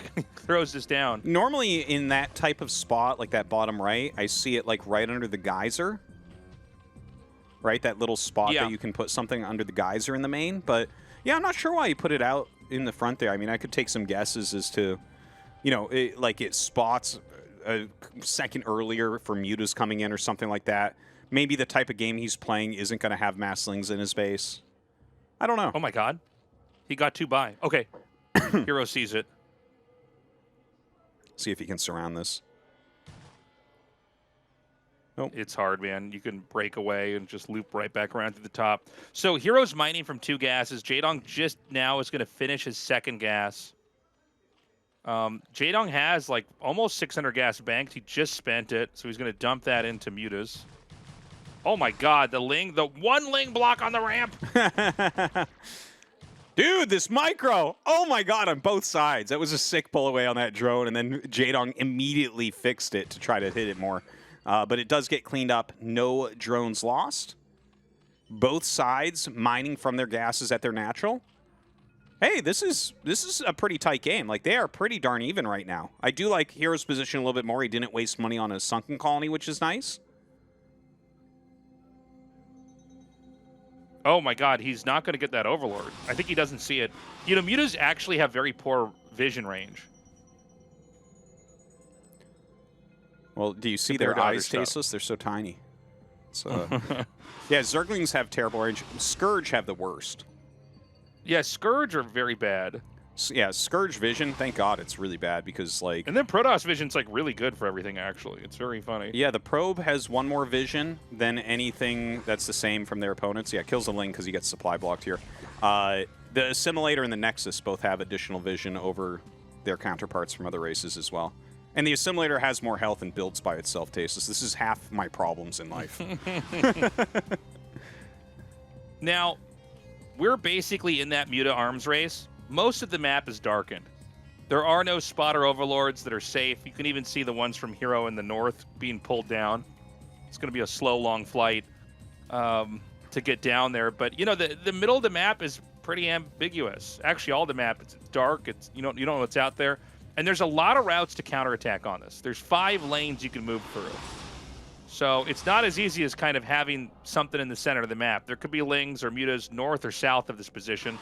Right now, Hero's basically tailing Jdong, so they do know each other's presence, but something to keep in mind for this map in general. Hero's doing a bit better. I believe he's up 2 Mutas right now, and he's actually killed several Scourge. Well, the Overlord's being killed too is a pretty big deal because, I'm sure that Hero's still macroing. I don't know, is this just going to be where Jdong dies out? Yeah, I think just Hero has a few more Scourge in here. Now, Jdong has some units popping, but yeah, Hero is just decimating. That's it. GG. Jdong, unfortunately, going to be the first player eliminated here from Group B. Too bad. But, I mean, there's no denying that, he was weaker in this group. Yeah. He was not up to it. A tough group. Hero, just a stronger player. Looked incredible on Monty Hall, by the way. That really gives you an insight to how deep his, what he looks and sees, what he sees and what he finds as far as what he can do on these kind of abstract maps. It's exciting to see that Jdong played well in Game 2, but yeah, Hero clearly takes that one in Game 3. Well, unfortunately, Jdong had too many Overlords sticking out there at the end as well, getting massively supply blocked, and then the Scourge Muta snowballing just comes in. We do have to give the props. Jdong fans are leaving the building. Yeah. We do have to give props to Jdong, though, right? He was the 3rd strongest Zerg in this ASL season, right? Sulky, obviously the strongest. Jdong was the only one that made it out of the round of 24. And here he falls to a guy that's in top 4 almost every single season. So, I mean, you can't be too sad. Bisu and Hero are 2 of the scariest players there are. You were shown the 4 Scourge that were killed here before this attack, and this is where the imbalance happened. The Overlords, for whatever reason, were just out here like this. And so, once Hero shoots down all of Jdong's Scourge, that's it. Yeah. There's no way to recover from this. It's where the damage piles on. Remember, those glaives, they connect, and so one Scourge hit basically means the Muta's gone once the other Mutas start attacking. So coming up next is going to be Hero versus Bisu. That is going to be a special one. Best of 3 to see who moves on and escapes from Group B. Guys, we're going to be right back.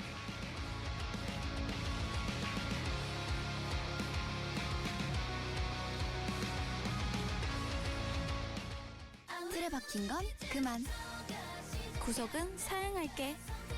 부담 없는 게 좋아. 통신을 내 방식대로. Live my life. Live M.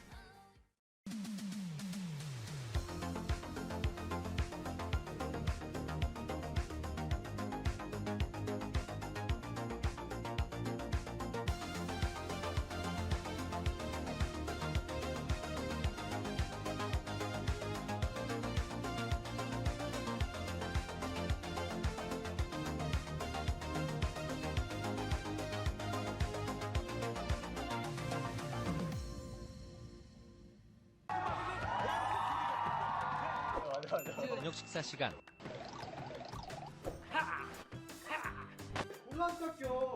늘 먹던 호텔 스타일 맛이. 마지막 촬영이라는 느낌이 난다. 이렇게 스태프들과 같이 먹으니까. 약간 찡한데? 왜 이래? 이슬이가 읽어줘. 읽어줄까? 이슬이가 읽어줘. 네, 읽어줄게. 언제였던 건지.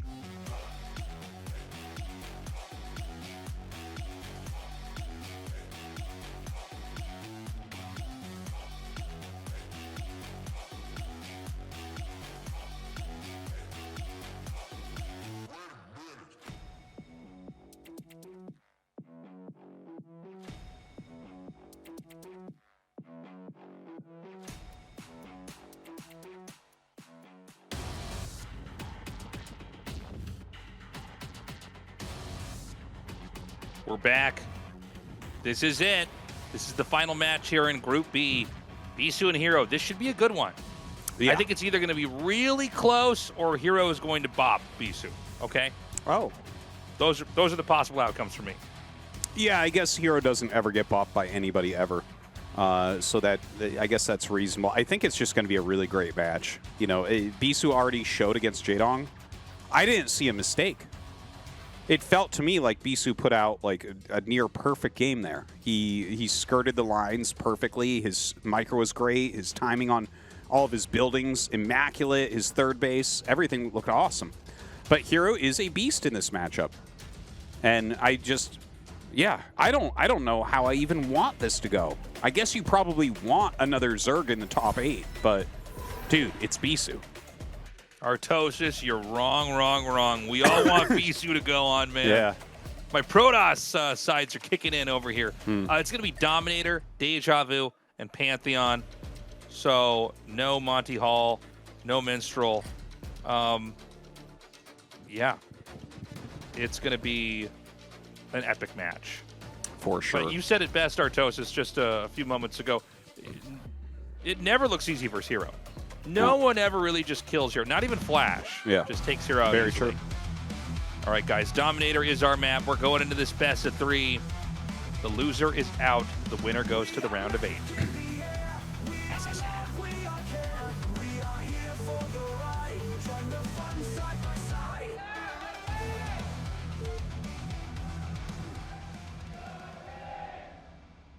Bisu in the center right, blue. Hero in the bottom left in the red.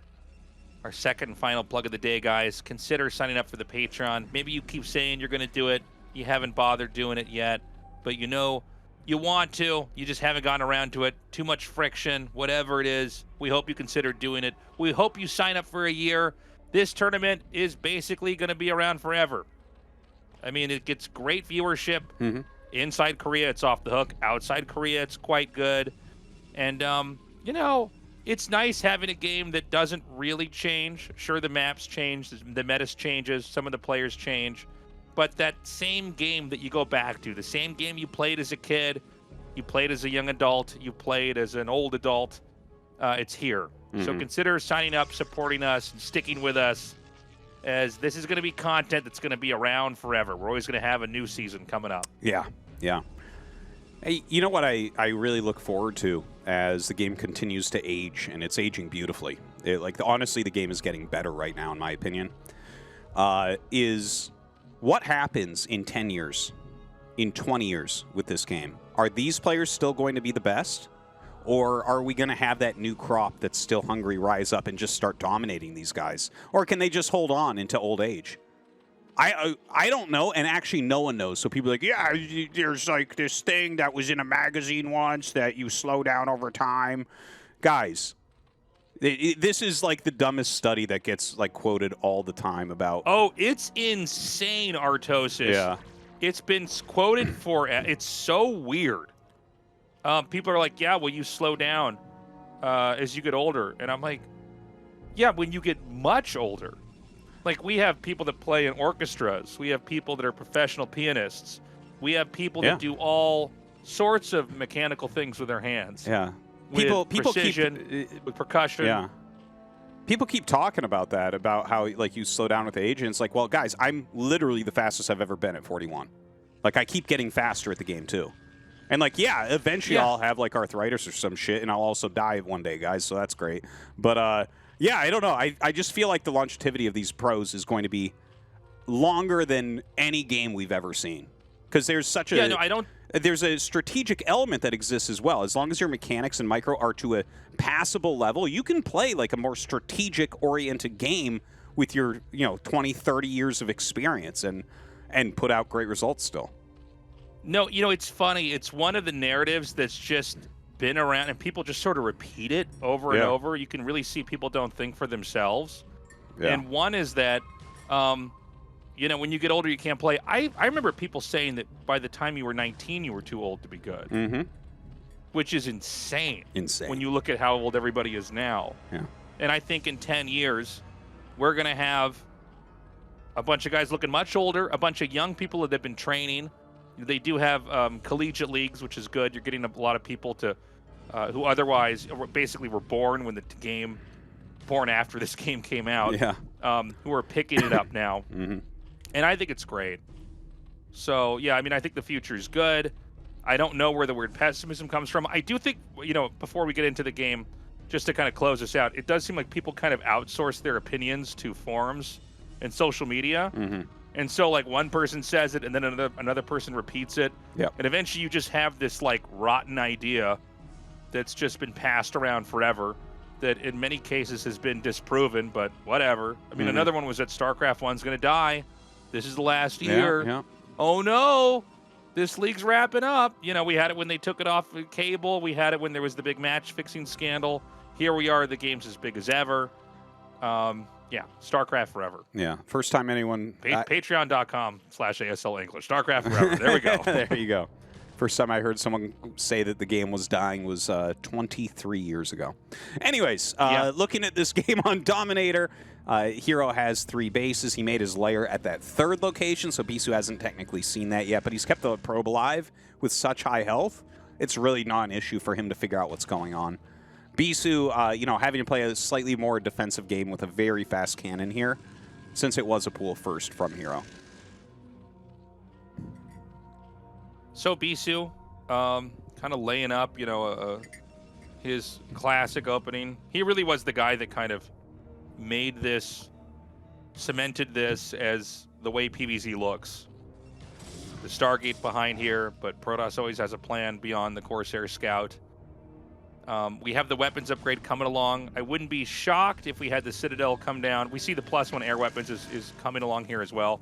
So he's going to size up. He's sizing up for his 1-1 timing attack here. There's the Citadel of Adun. And, I mean, let's see what Hero's going to do versus this. I feel like Bisu is still, to this day, the best at this kind of 1-1 pressure play. It did seem to be much stronger when Zergs weren't as good at turtling. But even now, Bisu will do things like he'll snipe the Evo chamber that's on the outside as part of the wall-in. Yeah. He's very good at not overcommitting his troops. Like, I see a lot of Protosses that will be like, okay, I have to bust here, and then they just go and try to bust. If Bisu sees it and he's like, nah, I won't be able to bust that, he'll just turn around. And it sounds so simple, you'd be surprised how hard it is. It really, to be able to judge those situations really accurately all the time, I mean, that's the difference between Bisu and a lot of these other Protosses in the matchup. So he'll continue to make Corsairs. You do, as far as I understand with this build order, just keep making at least up to 5 Corsairs with a +1 attack. If you see that there's mutas out, then you just keep making them until you feel like you've overpowered them in that position. But the air attack and the ground attack usually finish at about the same time. It lets you put a lot of pressure on the opponent. That Scourge coming in for a bit of a scout and just sees normal stuff so far. And, yeah, I mean, there's that, you know, second gateway. This is another thing that was very Bisu-esque. Only really needed to be there in case it's a muta all-in and you want to be able to make your Archon so that the mutas can't snipe that. I will say it's a headache to have out there as the game goes on because it's just like another gateway that's kind of far out to get. But I guess if you're on top of every single gate, including the gateway at your entrance, then you're going to be fine. But yeah, again, Bisu, you know, he does builds that seem a little old. A lot of the other Protosses, they'll do like these crazy Corsair DT rushes or double Stargate, or even skip Stargate altogether, which is kind of wild. But Bisu, you know, he makes this work. He can take an older style of play and do just fine with it. Here's the additional cannons that are meant to deny the timing attack of the Hydras getting there right before the Templar Archives is done. Sorry, Storm is done from the Templar Archives. I can't believe he just juked through the Scourge that were following him and didn't take a single hit. Kind of crazy. Now, his Zealots do have to come out to fight because he has to buy a little bit of time for those cannons to finish. So really well done by Bisu. The Hydras are coming in. He might have to bring those Zealots back. God, he only has 2 cannons right now. There is a DT. It's just on the outside. Oh my God, this actually went so much better than I thought it would for Bisu. Yeah, that... Like, when you look at what happened here, the DT slips out. The Zealots sacrifice enough of themselves to let, what is it, that the 5th cannon finish down there? And, you know, with the DT out on the map, I don't know if Hero was aware that that was out there. It's really easy to lose the game as Zerg if a DT just gets into one of these spots and starts to hit drones.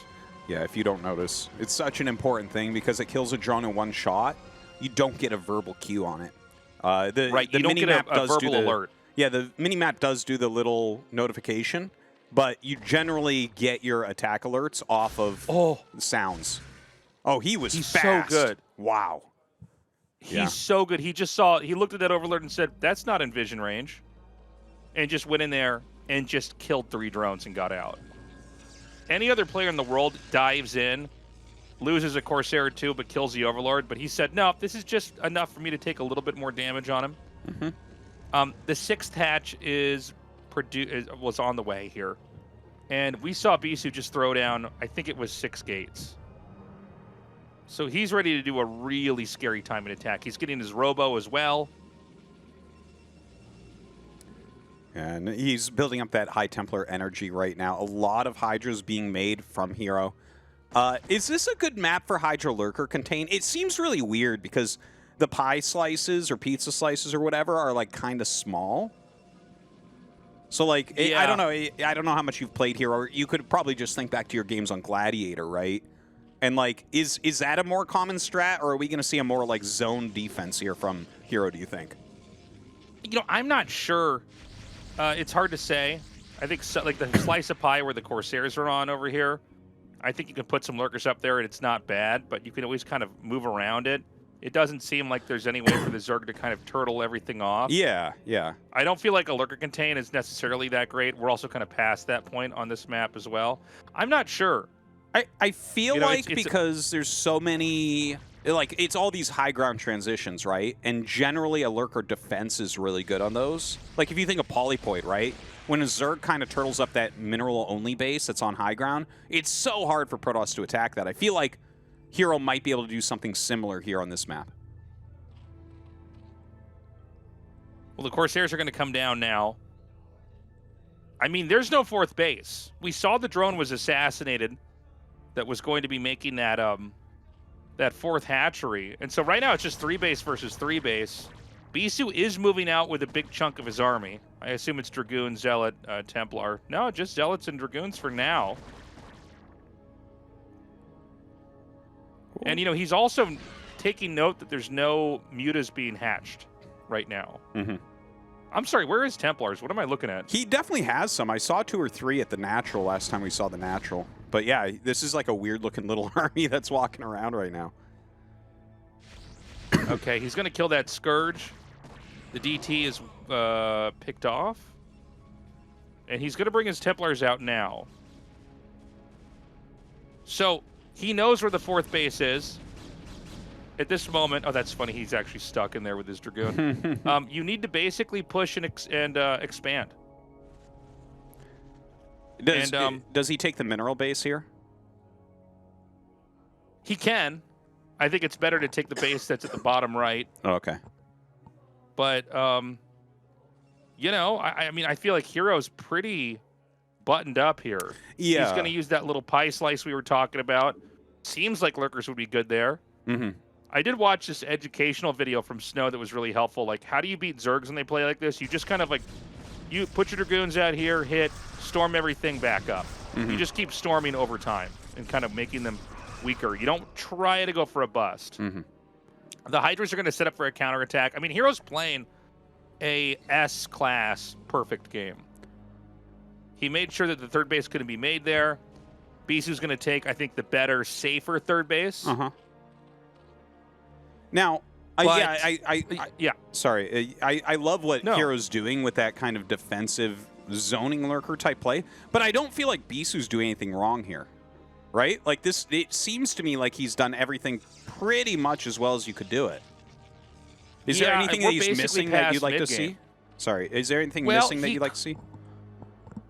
He could eventually get into Reaver Tech here. When you get your 3rd base up, you have to get a 4th base and probably go for maybe 3 Robos, okay. Reavers. I've seen games where they don't, though, but I feel like you look at this game and you think, well, where are you going to push? Nobody can kill each other here. There's no easy spot for Zerg to attack. There's no easy spot for Protoss to push. I would love to see him send the DT up there, man. Yeah, look at this. The DT goes in. He realizes, oh, no Overlord there. But another counterattack here at that third. Bisu has to hold this position. Yeah, Bisu's got enough Zealots over here that, you know, it looks like he can try to come in here and surround this from 2 sides. Yeah, there's no way these Hydras are going to get up here. Now, will there be a counterattack? Yeah, this might be too ambitious from Hero. Let's see how this does. The Storms are going to blanket this. I mean, these are just perfect Storms, man. Dude, so good. So good. He just completely ravages that roaming army from Hero. I think a little bit of an overcommitment there from Hero. I like the idea, but Bisu was too close. He countered too quickly. And yeah, that's a couple attacks that didn't go super well for Hero, but he didn't lose too much, I feel like. It still seems like pretty even right now. Again, Bisu doesn't really have a target. It's not his fault. I mean, Hero's played a pretty evasive game overall. The 4th base is being taken. We're not really getting shots of the mains here. I mean, I have to imagine Hive is coming along. I have to imagine Robotech's coming here as well. Oh my god. I don't know if Hero should do this, man. This just doesn't feel safe, right? This kind of reminds me of what Jdong tried to do. He is bleeding. Where he's just hitting in all these locations. Like, you're going to be able to storm this. It's hard to attack into stationary Dragoons and Templars. For sure. Runs up Lurkers absolutely everywhere, but they got picked off like crazy. Now, Bisu actually falls to similar supply to Hero, but it felt so cost-efficient there for Bisu. Is Hero just like... Is his economy running away with this game right now? I'm confused how he can do an attack like that, lose that many units, and be up in supply. Oh my god, we've got another big attack coming in here. Storms, god, Hero's like literally almost 180 degrees of Hydras hitting in so many locations. The Storms look good. We did, by the way, a second ago, the Observer pointed out that Bisu is not mining gas at his natural, and I don't know when he's going to start. You do need that 3rd gas. It is impossible to get into the Reaver Tech, have Templars, have everything else that you need. Now, Hero, he is denied the 4th base. So I'm starting to feel like Bisu's losing control. He just now transfers probes onto gas. God, he's going to be kicking himself. If he loses today, that's going to be a haunting moment. I didn't take my 3rd gas, or I didn't mine for my 3rd gas. Reminds me of that Snow Sulky game that we had, I think it was last season, right? Where Snow wasn't mining from the gas for 100 years. But hopefully Bisu can still hold on. The thing is, Hero has been like, I can't believe how swarmy he's being, man. Like, this is some true Zerg play you're looking at. He just has Hydras absolutely everywhere, and he's eating these storms. But his supply is huge. Well, I guess it is getting whittled down a little bit now. It's really a testament to how good the defense of Bisu is. Like, Bisu still somehow has this, like, this tiny base with, like, Dragoons and a couple cannons here. He just has to keep that alive. If he keeps it alive, the game goes on. Keep in mind, Hero is not playing one of these take-the-whole-map games. He's playing a very tight 4-base game. He's really trying to wrecking ball to Protoss. And this can backfire over time. You know, Protoss can basically mine out their bases, barely hang on, take their 4th base late, and they're okay. You know, we just saw the shot of the expansion there at the 4th. It's like, what, 5 drones mining? It's not crazy. Yeah, actually, that's a really good point. Like, he is not the highest econ, but I feel like Bisu isn't gaining, like he's losing some of his high Templars and stuff. His Dragoon count isn't as high as it was. I feel like as you get later into the game and you see more and more Zealots, you're like, oh, that's not good, right? you want the army to be higher quality units than that. Now, the Zealot's going to help definitely a bit here, but he needs some Storms mixed in as well. Yeah, we've got... Oh, there's no Observer here! Oh, no. Oh, I think the Hero might have just won. Yeah. Yep, that's it. GG. Wow. Whoa. Dude, that looked scary. That didn't... There's something about that that reminds me of occasionally a TVP you'll see where you're just like, well, I thought the Terran played pretty well, but he got smashed. I feel like Bisu played that game, like, really well. And, like, that was not the most cost-efficient stuff I've seen from Hero. He was using 6-7 Hydras to a storm sometimes. He was running in and trying to leapfrog lurkers, and they were dying with one shot getting off, but still overpowers Bisu. It's really scary when Zergs play like that. They get the 4th base, and they just go into this, like, beat-down mode. They are just going to try to rush you down over and over again. I mean, somehow Bisu kept that 3rd base alive, which is insane. He never had, like, proper Templars there. He never got Reavers out. He's, like, got Zealots and 4 cannons and an Archon and, like, for some reason 2 Dragoons. He's, like, doing whatever he can to hold it. Hero just literally sets up a lurker contain post 3rd base, says, I'll just contain you from where your gateways are coming out of, and makes it work. So now we're going to go to Deja Vu. Okay. A glitch in the Matrix, Artosis. Yeah. Yeah, that's right. That's what it is. Did you ever play that Deja Vu video game for Nintendo when you were a kid? No, but I did play the Matrix game. That's one of the few, what is the name of that? Those games that you like where it's mostly text? Point and click? No. Text-based games? Yeah, I guess so. Reading a book? Reading a book? Is that what you're talking about? Netflix with buttons? Artosis thinks books are games that are mostly text.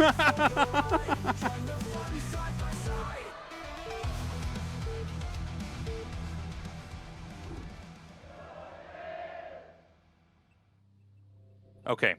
Bisu in the top right, Hero in the bottom left. Now, let's think about that game we just saw and how punishing that play with the Lurker Contain was at the end. This map is that playstyle's dream. Lurker Contains are so good on this map. Yes. Even on not high-tier games, Zergs are going for it. And you know that Bisu knows that. Well, it is a point-and-click adventure game, by the way. It was with a Nintendo controller, so that didn't make sense to me. Anyways, I was actually casting some games on this map recently, and it really does feel like Zerg vs. Protoss might be really Zerg favored here because of that high ground, making that arc of Lurker Hydra just so hard to attack up. And similarly, if the Protoss gets any sort of edge against Terran, that is a very hard place to defend, right? They kind of stand on high ground. You can't really see what they're doing up there. Can spread out in a big arc. It can be very difficult. And if you're going to take a 4th base, it's very far away against a player that's going to have pretty heavy map control.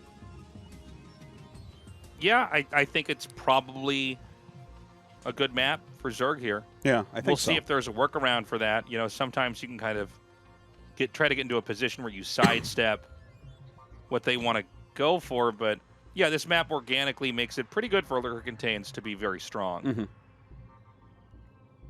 You know, when the game actually, no one's contained on this map, I actually very much like it.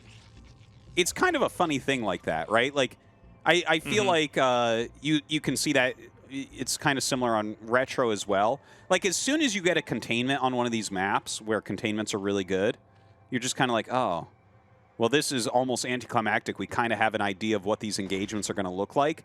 But if that doesn't happen, how far away bases can be from each other, I feel like it opens up a really interesting set of circumstances for a game, right? Where you can both be kind of counterattacking to further away bases and stuff that are hard to defend. Okay, he's going to set up for the kind of illusion of a cannon rush. It doesn't quite work. Remember, Zerg doesn't know if it's Forge first or not. So the idea is that you would like throw a pylon down and they would send 4 drones over there and you would just cancel everything. And they would have lost way more than that already. This is gateway pressure, by the way. Which Bisu, again, this is his go-to build. Very, very strong with it. I don't think in cross spawns he can get a lot done, so I think he might try hiding a zealot or two somewhere or going back home. Yeah. Yeah, we saw that against Jdong, right? Where he did go in with his first 2 zealots, but Jdong dealt with it so quickly. Yeah, I feel like one of his strengths is that he randomizes the zealot movement and positioning and decision tree on TV all the time. And that's why it's good. Like, I think some of the plays that we saw, like the fact that, like today, like when we saw Barracks go for the 2 factory versus Bisu, I think somehow he knew Bisu would not go Nexus first. I don't know if he's like watching his stream and he saw him say that, but Bisu has been so good at changing up what the Zealots do every time. Like this is a 2 Zealot run into the main. Yeah. Okay. Yeah. This is like no one else does this. This is Bisu. This could be from 15 years ago. He's just really good at this kind of play. And it seems to work. Great micro he gets so one far. drone kill. Ooh. How many drone kills do you have to get here for this to be good for Protoss? Even 1 is a big deal. Okay. I mean, I guess if it's 2 Zealots, the more the better. But he gets behind the minerals, and this is like, even if you hadn't killed the drone, this is already so good. Yeah, it has them so that they should be attacked like 1 to 2 Zerglings maximum against them. And Hero actually does a good job of getting in there a little bit, but look at that, the efficiency of these Zealots. Yeah, and see, he even does the rotation. Now he puts the weaker one on the outside. I don't feel like Hero's done the best job controlling this, by the way. No. It's really hard for Zergs to get the Lings back there. You're just taking such a bad fight. But look, great tactical setup from Bisu. 2 Zealots into the main, gets a drone kill, gets behind the minerals, trades more efficiently than I even thought he would. And then he fakes out with 3 moving out of his base. He sends him out for... Actually, he just sends 1 out. God, okay, this is like such a weird style. He's got 1 that we're not looking at that's towards the bottom right. So the Zerg may think he's contained him again. Yeah, and then the Zealot's going to hit him down here. Yeah. Oh, that's so annoying. I actually did not even notice that on the map. And I'm like sitting here trying to actually watch what's happening. So that definitely could catch him. Wait, he does have some of his Lings coming home. So maybe he'll be able to deal with that. Wow, 1 drone not mining they show. That is a big deal. Ooh. Yeah, sleeping drone over there. Now the Zealot comes in. It does, well, again, he can just go right behind the minerals. It looks like this area, is this too big? Oh, it looks like it's bigger than it is. Yeah. Sometimes the bottom of the map is a little bit funny. But yeah, he does. Yeah, I guess he does get like 4 Lings on there. Oh, that's supposed to be a gas drone? That's a big deal. Like not having one drone on gas, that substantially lowers how much you're mining. Yeah, well, Hero seems to be a little bit shaken from the early game here. That idle drone's still not fixed. From here, we're going to go into that same style. The +1 Corsair, +1 Zealot, you know, pressure build.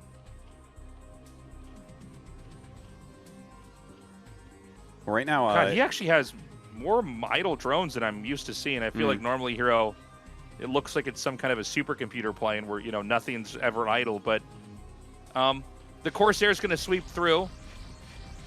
I'm so intrigued by this that he would choose to hit the Overlord. I wonder what prompts this versus going into the main.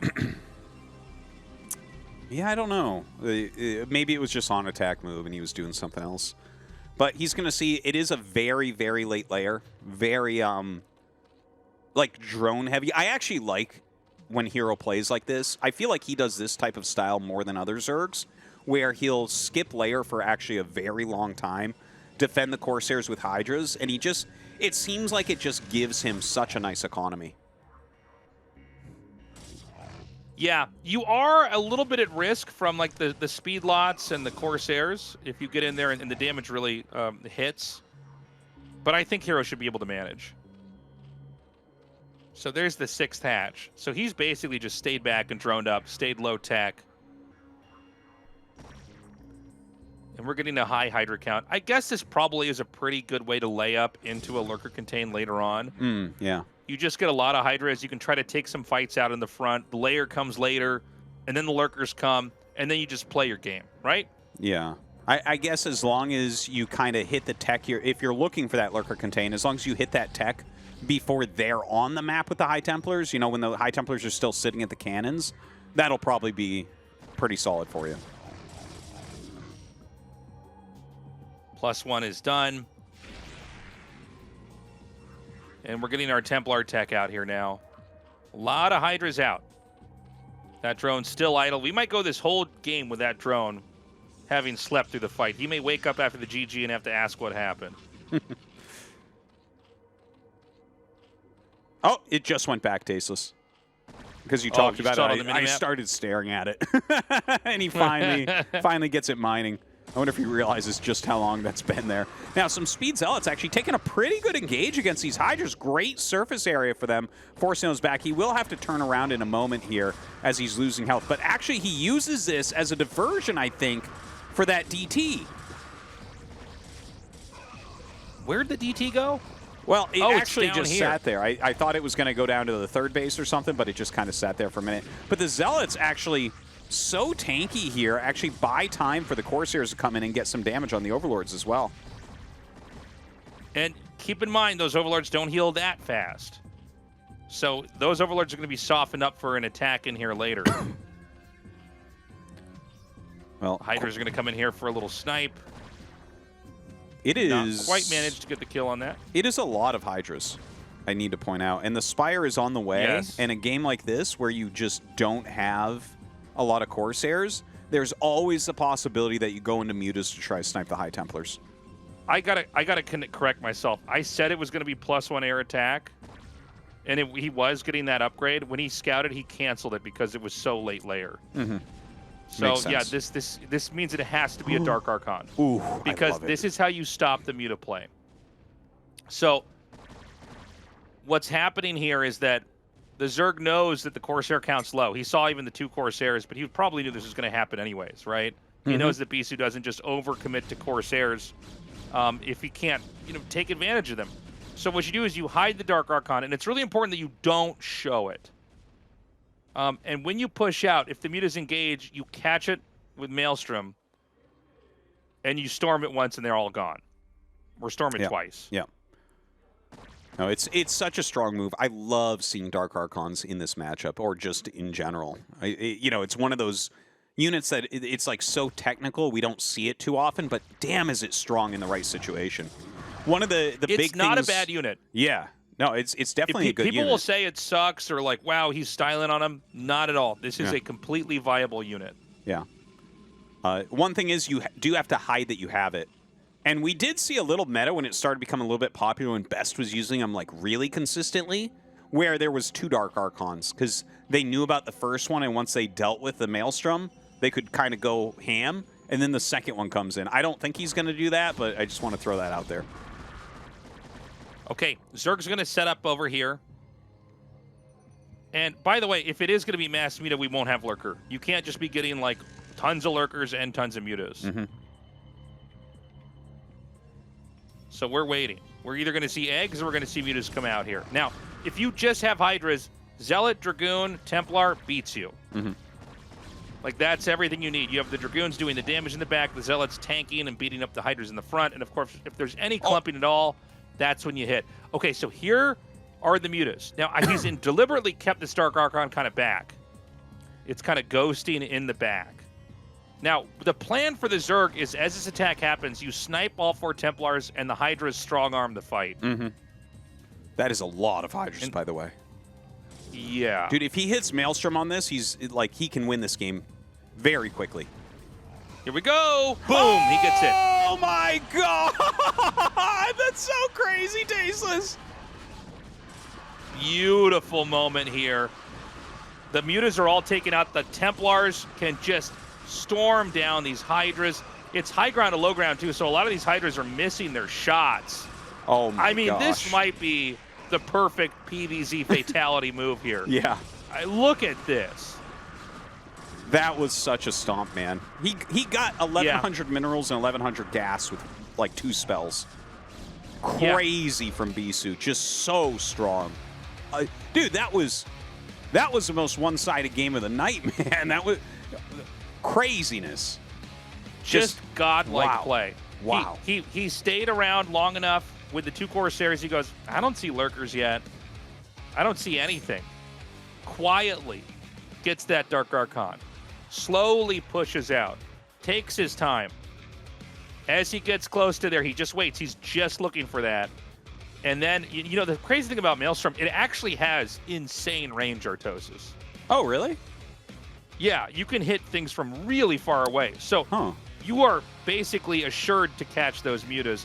Gets 1 storm off on the clumped up Mutas, and then basically ignores it. The Dragoons are going to clean that up. All he has to do is blanket a couple more storms, go back to his gateways and macro. Already, we're tied up 1-1. Oh, exactly how it should be with these two. Really, two players you want to see both of them get very, very far in this tournament. I got to tell you, I am starting to root for Bisu a little bit here. That was an amazing game. What was our last map? Are we going to Minstrel, or am I misremembering this? I think I am misremembering. I think it's Pantheon. I don't know. I think now. it's. Now I'm pretty sure it's Pantheon. I think that they got rid of Minstrel. Either way, very, very excited to see what they pull out next. I just can't. That Dark Archon was so cool, man. Yeah, there it is, Pantheon. I mean, that's how you play that, too. That's how you beat the Mutas. Like, there is a way for Protoss to stop your Templars from just getting killed by Mutas. You either have enough Corsairs that you can kill them, or if you're going to bail on your Corsairs, you've just got to get that Dark Archon out, and that's how you play it out. Guys, this is the final game of the night. Tastosis was right. Pantheon is our map. Let's get into this.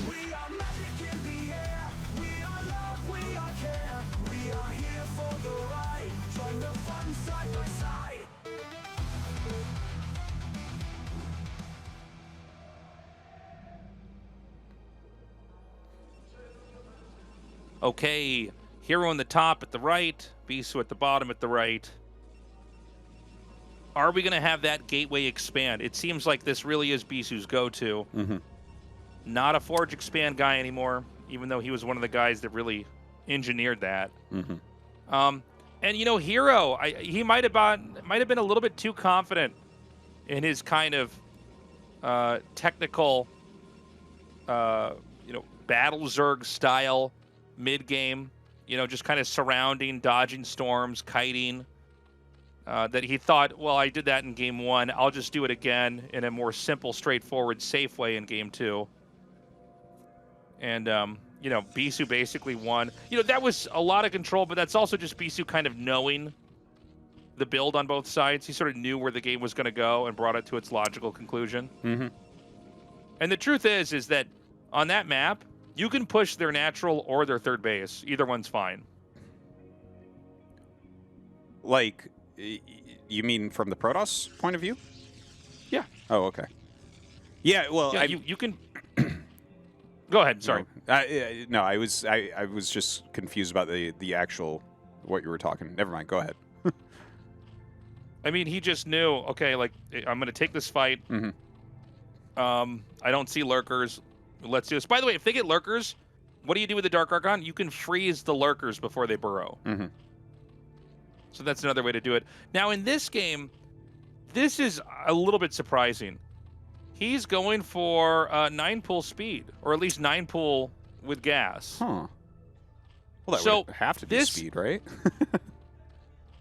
I mean, you would assume so, but, the game will let you make a layer, right? So we have had some weird games where people do kind of silly, one-hatch lurker stuff. I don't think it would happen here. But going for 9-pull speed, this can be a little bit scary from the guy that's going gateway first here. But it is holdable. So we're going to see Bisu. Now, Bisu's played against this countless times. If you do this build on ladder, you've experienced this countless times. But it does come down to control on both sides. Is this a two-cannon thing? Well, you need not just that. You need probes to block. To be honest with you, I've been going Forge first every time, so I'm not totally sure. I've seen people use batteries here, but you basically need to get a cannon immediately, and you need to hold. And I got to say, he doesn't actually have... All right. So he needs to block the ramp. There we go. He's going to try to block it. This is hell. This is Protoss hell. There's more links coming. This is literally, every time this happens to me, I'm like, should I just leave? Yeah. No, this looks bad. I think he should make a cannon in his mineral line. Yeah, that is an option. So the real tactic here is when they run back out and then try to kill your cannon. Yeah. So he gets ling speed done. He runs in here. And it's undeniable the edge Zerg has in the fight. He starts that cannon here. Oh. The cannon's actually, I think it's killed. I don't think it was canceled. Yeah, I think you're right about that. He's going to circle back out. He's going to try to kill the cannon out here. But, there's enough zealots, it's a little scary. Now, let's also remember, everybody, There are not... Oh, my God, he got a Zealot killed. There are not that many drones back at home. Lings are being made this whole time. So Protoss actually has more workers. Yeah. It's easy to watch this, and you kind of imagine, you know, there's 3 bases back at home and a ton of drones. Not really. All these Lings are being made. And what's inside the main right now is all that he's got. When the cannon finishes in the main, the momentum is taken away by quite a bit. Yeah. But there's always that counterattack where you basically come in from behind. He's going to try to surround the Zealot. He's already surrounded a couple. I think Bisu so he might try to come in from behind. Here we go. He's going to hit the cannon or bait him out. Okay, so right when Protoss usually thinks they're safe, that's when you get hit from both sides. Sorry, Tastosis, go ahead.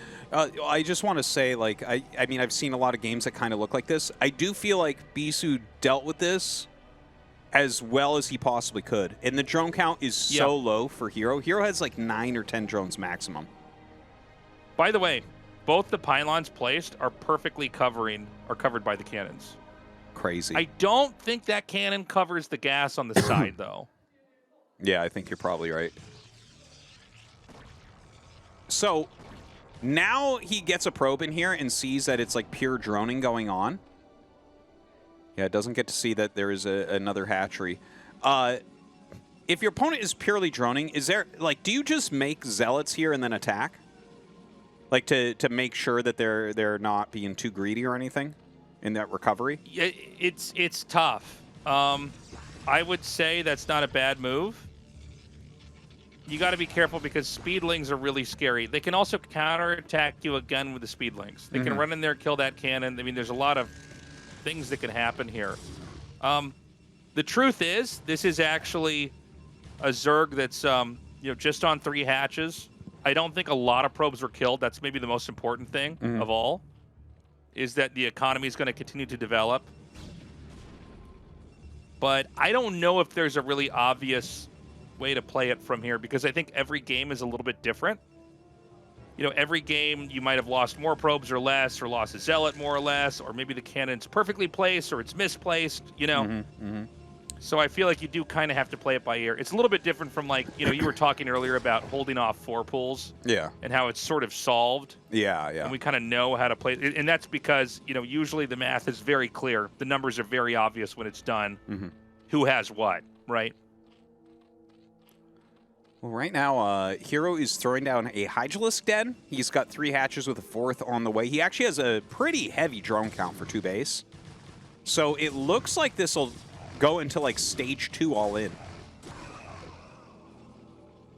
Yeah, he might try to go for mass Hydra here.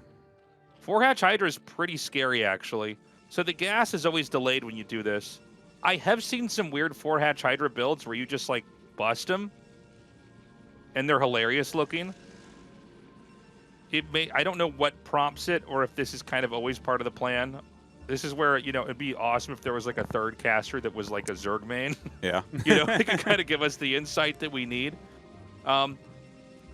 But yeah, you know, actually Artosis, the fact that he's getting a 2nd gas, maybe this is not really so much an all-in.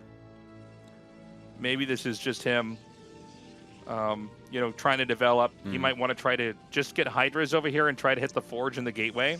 If you get like 5 Hydralisks and hit that, it's completely acceptable. Just deny that +1 attack. For sure. Look at how far back the cannons are. Yeah.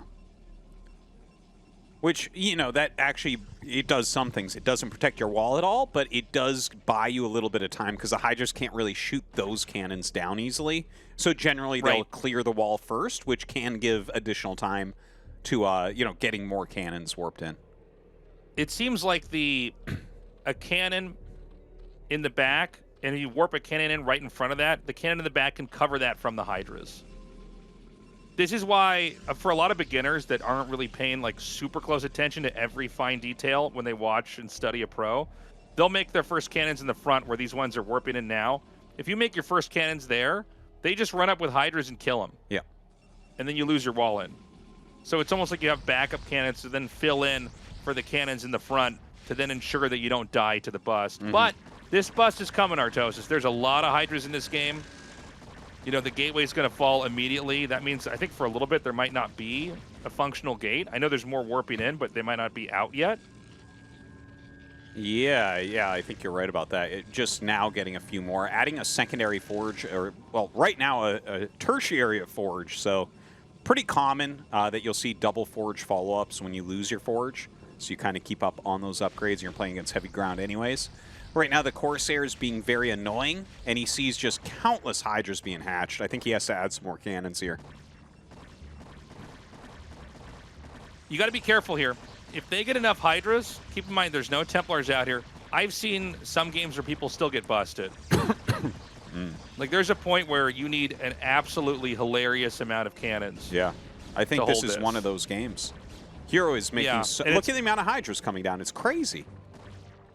Yeah, and you know, you can dodge 1 or 2 storms and bust this. I mean, do we have a Templar on the map yet? I don't think so. I think the Templar Archives is warping in. So Bisu knows what kind of game he's playing. He sees a number of Hydras. He knows he has to basically, like it's a zombie apocalypse movie, he has to throw all the furniture at the door, you know, just do anything to keep the the army of zombies from coming in. The Hydras are going to come down here. These Zealots are going to melt really quickly, but it's important that they stay in the front for as long as they can to basically tank damage for the Hydras. The moment the Hydras go back, the Zealots have to go back. But you can see that so far Hero has basically carved a huge hole in here. But more cannons are finishing up. Bisu would be an excellent They Are Billions player. Yes. This is like a tower defense game right now, what he's doing. Yeah. And now he sees drones. He just caught drones in an evolution chamber, so he knows that the rush is off now. Look at the insane number of cannons that had to be made back here, though. Yeah. So he's going to see the layer. Bisu, you know, it's funny. All the gateways are going to finally come down. I mean, that was like maybe 1,500 minerals of cannons there that were made. So while you're doing this as Protoss, you're just making sure you're getting all your upgrades. You're going to get, you know, you got that Zealot speed, you got the Storm, maybe get the Robo. And then when you're finally free of making cannons, you can throw down your gateways. You will actually have to destroy your cannons at the entrance here so that you can push out. And by the way, this is another game where you could get a Dark Archon. That is a possibility. Yeah. Because it kind of sets up like game 1, or game 2, excuse me. So he's clearing a little path here so Dragoons can get out and a smoother rally of everything else as well. 4 High Templars already out. The double forges are spinning. And he's got that very healthy 8 gateway count. Starts to come out here. He's had legs for a bit. Has some storms. Hydra's coming down, trying to look for a snipe. Down. Ooh. It was actually... Yeah, he does a... That's painful. Oh, sorry, go ahead, Artos. That seems so painful to me. I like how Bisu tried to do that, and he is keeping some pressure on with these Zealots, but is he going to find any damage with those Zealots? I don't know that he will. No, it doesn't seem I think he has to try. I mean, you know, just trying to come out here on the map, to take out Overlords where you can, generate threats where you can. But we're going to start to see that push.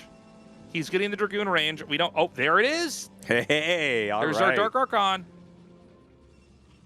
Well, maybe this turns into the same game that we saw before, where Bisu just rolls through him after one good Maelstrom. I just noticed how long the head of the Dark Archon is. I know the Archons have like long heads, but it's like the head from the alien from the Alien movie. Yeah. That's what my head looks like. Can't really tell. Yeah. But, I got a long It's like he's got a little football-shaped nightcap head like on his head. Yeah. It's a reverse Hey Arnold.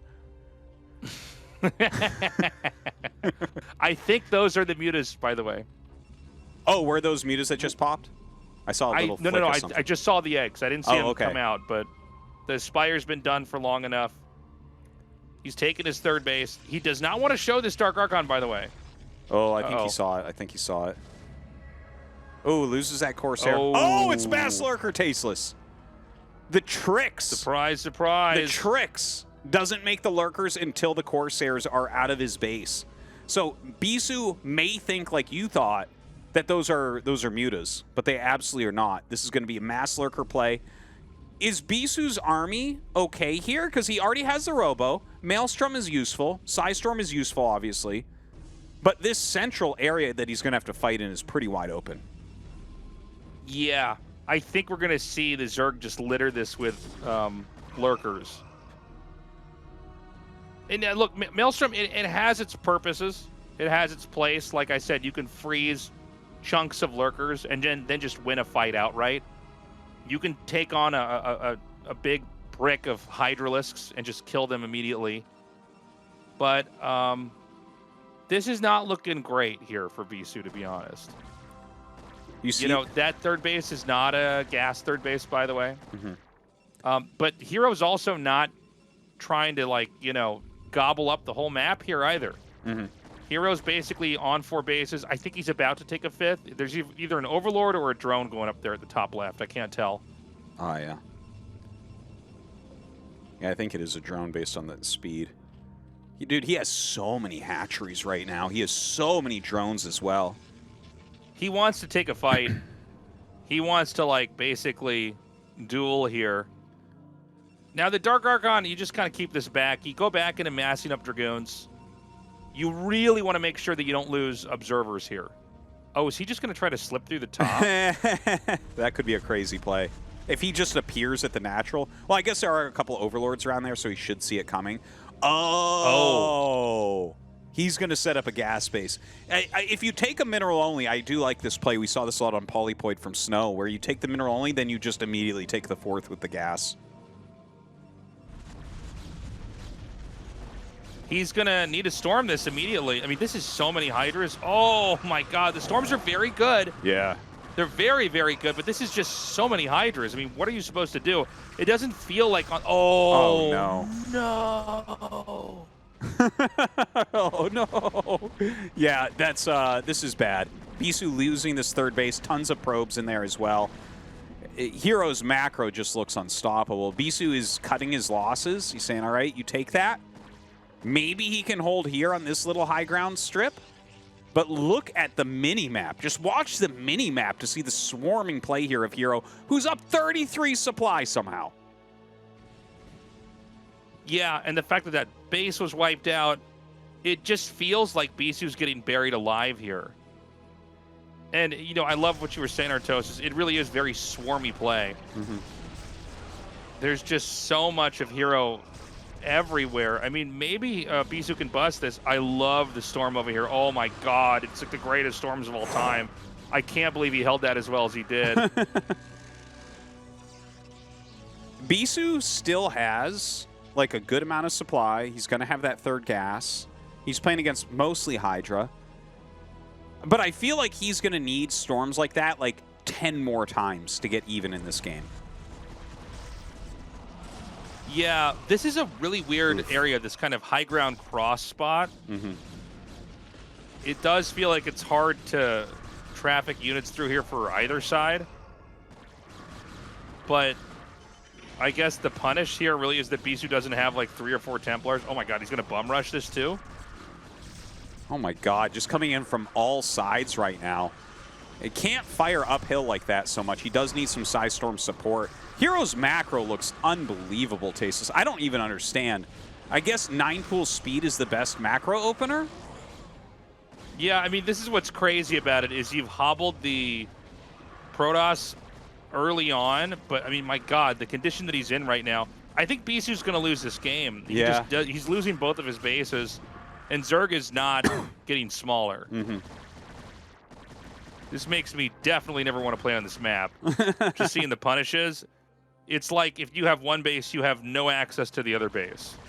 You have to have total map control to, you know, have these bases the way you want them to. Hydra's coming in from behind. There's like units coming from every single direction, literally. Oh my God, it's almost 360 degrees. Dude, unbelievable. Bisu is dead. I feel like Bisu would have beaten pretty much anyone in the world here. But yeah, Hero just a bit too strong, and Bisu is going to fall out in the round of 16. This group was crazy, man. Bisu and Jdong both falling. Obviously, Hero getting out as we expected, but Barracks winning the group, I think, really threw a wrench into the plans here of Bisu and Jdong. Yeah, a real wrench in the gears there. You know, we talked about there being a lot of Terrans. A lot of them are getting wiped out, but I'm really looking at the Zergs and thinking, oh God, who's going to stop these guys? Yeah. Sulky and a Hero. I mean, that play from Hero looked so scary, and I think Bisu played really well. Bisu had one perfect game in game 2, but the other games from Hero, it's like Hero is a god. Yeah. Hero just looks the scariest I've ever seen for Zerg vs Protoss. That didn't even look fair, Tasteless. He went like mass speedlings. He was on like 8 drones forever. And then he goes into a Hydra bust that fails. And then he's like, it's okay, bro. I got 50 drones somehow. And look at how much he's macroing. It's so crazy. He's eating the worst storms ever. And it just doesn't matter. Just plows through. Yeah, he's taking storms on the chin and just powering through the fight. I mean, I guess you're supposed to have maybe 2 Templars at every expansion and Zealots. Yeah, like look at the storms here. This is where he survives. And those are like the most optimal storms ever with your entire army coming up to deny it. Yeah. It's like, okay, great. And meanwhile, Hero is expanding further and further away to parts of the map we never really got to look at because there was so much action here. Man. I mean, good lord. Yeah. Yeah, and then this move up here, and, you know, this is one of these just Brood War things where it's like, oh, yeah, try, you know, reclaiming this high ground or getting stuff up here. Things are so chunky. Makes me wonder if we'll have positions that are set up on maps like this in the future. This looks really punishing. Yeah. How do you ever attack into that? This is actually, that little area is why I like this map against Protoss. It's just, when you set stuff up there, how is Protoss supposed to go through this tiny uphill choke? It just is not doable. Yeah, it's this impregnable spot. Yeah. And of course, you're turtled up on low ground, so the Hydras can, you know, descend. Cannons are missing shots. I mean, it's rough, dude. It's real rough. We're going to go to an interview now. Let's see how Hero's thinking. He is moving on to the round of 8. And that does it for Group B of the round of 16 of KB Live Mobile 2024 SSL Autumn, as we have our second player through to the round of 8. Let's talk to Hero. Congratulations. Thank you.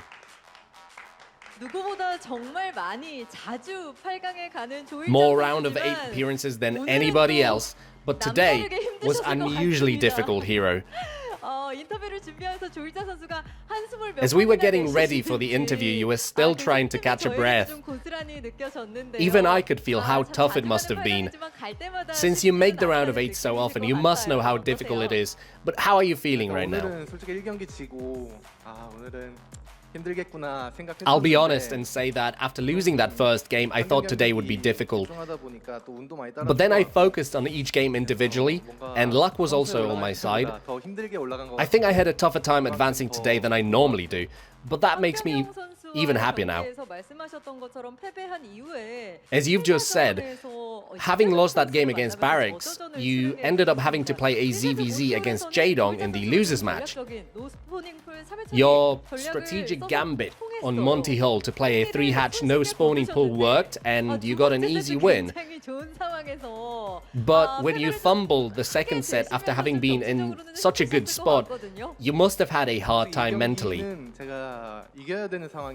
That was a game I should have won, but Jdong, he is so sharp, he can find the slightest opening. If I hadn't got careless, that would have been a win. Have I really lost this, I thought.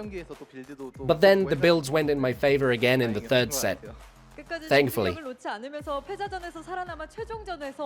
Not losing focus until the end, you came out on top to then meet another Titan in Bisu in the elimination match. Both were full series where you went win-loss, win, win-loss, win. In the very last game, you went for a 9-pull speed opening, but got scouted first. It felt like this is a game you would be kicking yourself for. But then, you truly showed, with expertise, how a Zerg should come back in that situation. I am curious as to your decision-making, your judgment, after the first speedlings were held. 9-pull speed isn't something I practiced even once, but it's a build I would pull out once and only once in an extended series, and it will work somehow, so this time again I was not really sure about it whenever I decided to play it. Now, getting 6 slings to slip past is a good thing for Zerg, but afterwards I just got scared, like, what if I lose this game? I made a ton of lings, things got really weird. From that point onward, I thought going Hydra would put me at an advantage. Normally going mass Hydra like this should end the game, but Bisu's defense was so on point, he blocked that. My brain just froze. Yeah, I have no clue. I'll have to rewatch that game myself. So against a Protoss with good upgrades and a good composition, you avoided a straight-on confrontation by blocking his full supply from coming out with good lurker placement. It was a great display of experience from you in how you baited fights to net yourself a win in the end. Wow, that was a tough round of 16 for you indeed. We'll now get to watch you play an extended series again in the round of 8. And a lot of fans will be really happy about that. Yeah, this time around the round of 8 is a best of 7. And my win rate in best of 7 is not that good, which gets me a little worried. But still, I gotta work hard this season. You are a player who always manages to stay on top of your game, and I bet the fans will keep their faith in you and will keep cheering for you as well. You're now one step closer to your dream of becoming a champion after this tough group. Any words for the fans or your colleagues? Thank you to the JSA students for their support, and those cheering online, as well as our team president. My fans have been worried recently, but the way I see it, the round of 16 was the biggest threat. Things will be alright now, so no need to worry. Always grateful to my fans. Once again, congratulations on another round of 8. We'll see you in the quarterfinals. Thank you.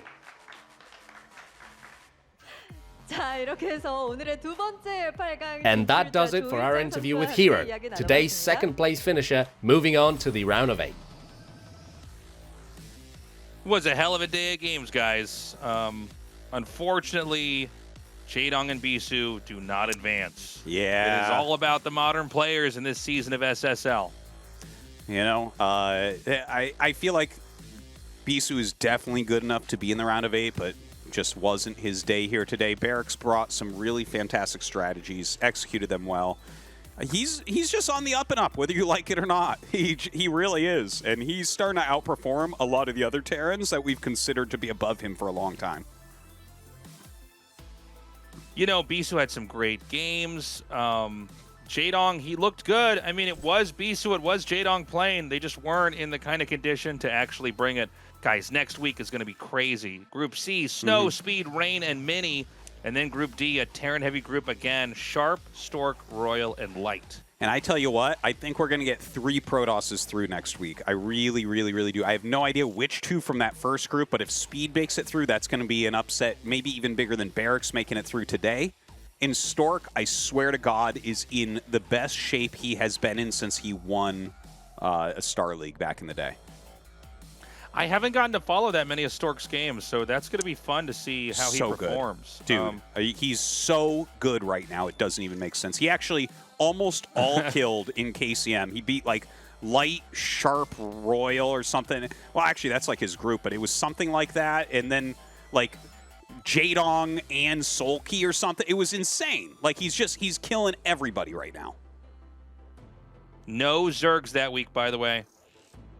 Sorry, Zerg players. Very rare that we have 2 whole group stages with 8 different players, and there's not a single Zerg represented there. But you know you've got some good Zergs advancing here today. You're going to win the tournament anyways, so just let us have this. Yeah, just let us have our moment, okay? Let us have our mirror matchups and our superly, overly drawn-out, dramatic non-mirror matchup with TVP. And so that'll be recorded next week. We don't have any more breaks other than the small break before the finals after the Final Four. So you can basically be joining us every week as we continue to bang out these SSL casts. Indeed. And thank you, everyone who has. We really do appreciate it, guys. Once again, the Patreon, patreon.com/ASL English. We couldn't do it without you guys. And I tell you, it's been a great tournament so far, and I feel like the best is yet to come. I do think both these groups are going to be amazing. The PvPs we're going to end up seeing, I'm actually excited about for Group C. Because these three are like the badasses of Protoss, of modern Protoss. Yeah, I mean, we've got... It's going to be crazy to have Snow, Rain, and Mini in that group together. Yeah. I imagine the speech is going to get stuffed out, but we're going to have some great mirror matchups there to kind of explore for PvP. Yeah, and I'm really interested in seeing how well Stork is going to play here. Mm-hmm. And I guess a lot of fans up there. Yeah, the stage has been bombarded, so... All right. I think that does it, Tasteless. Thank you guys for watching, and we'll see you next time.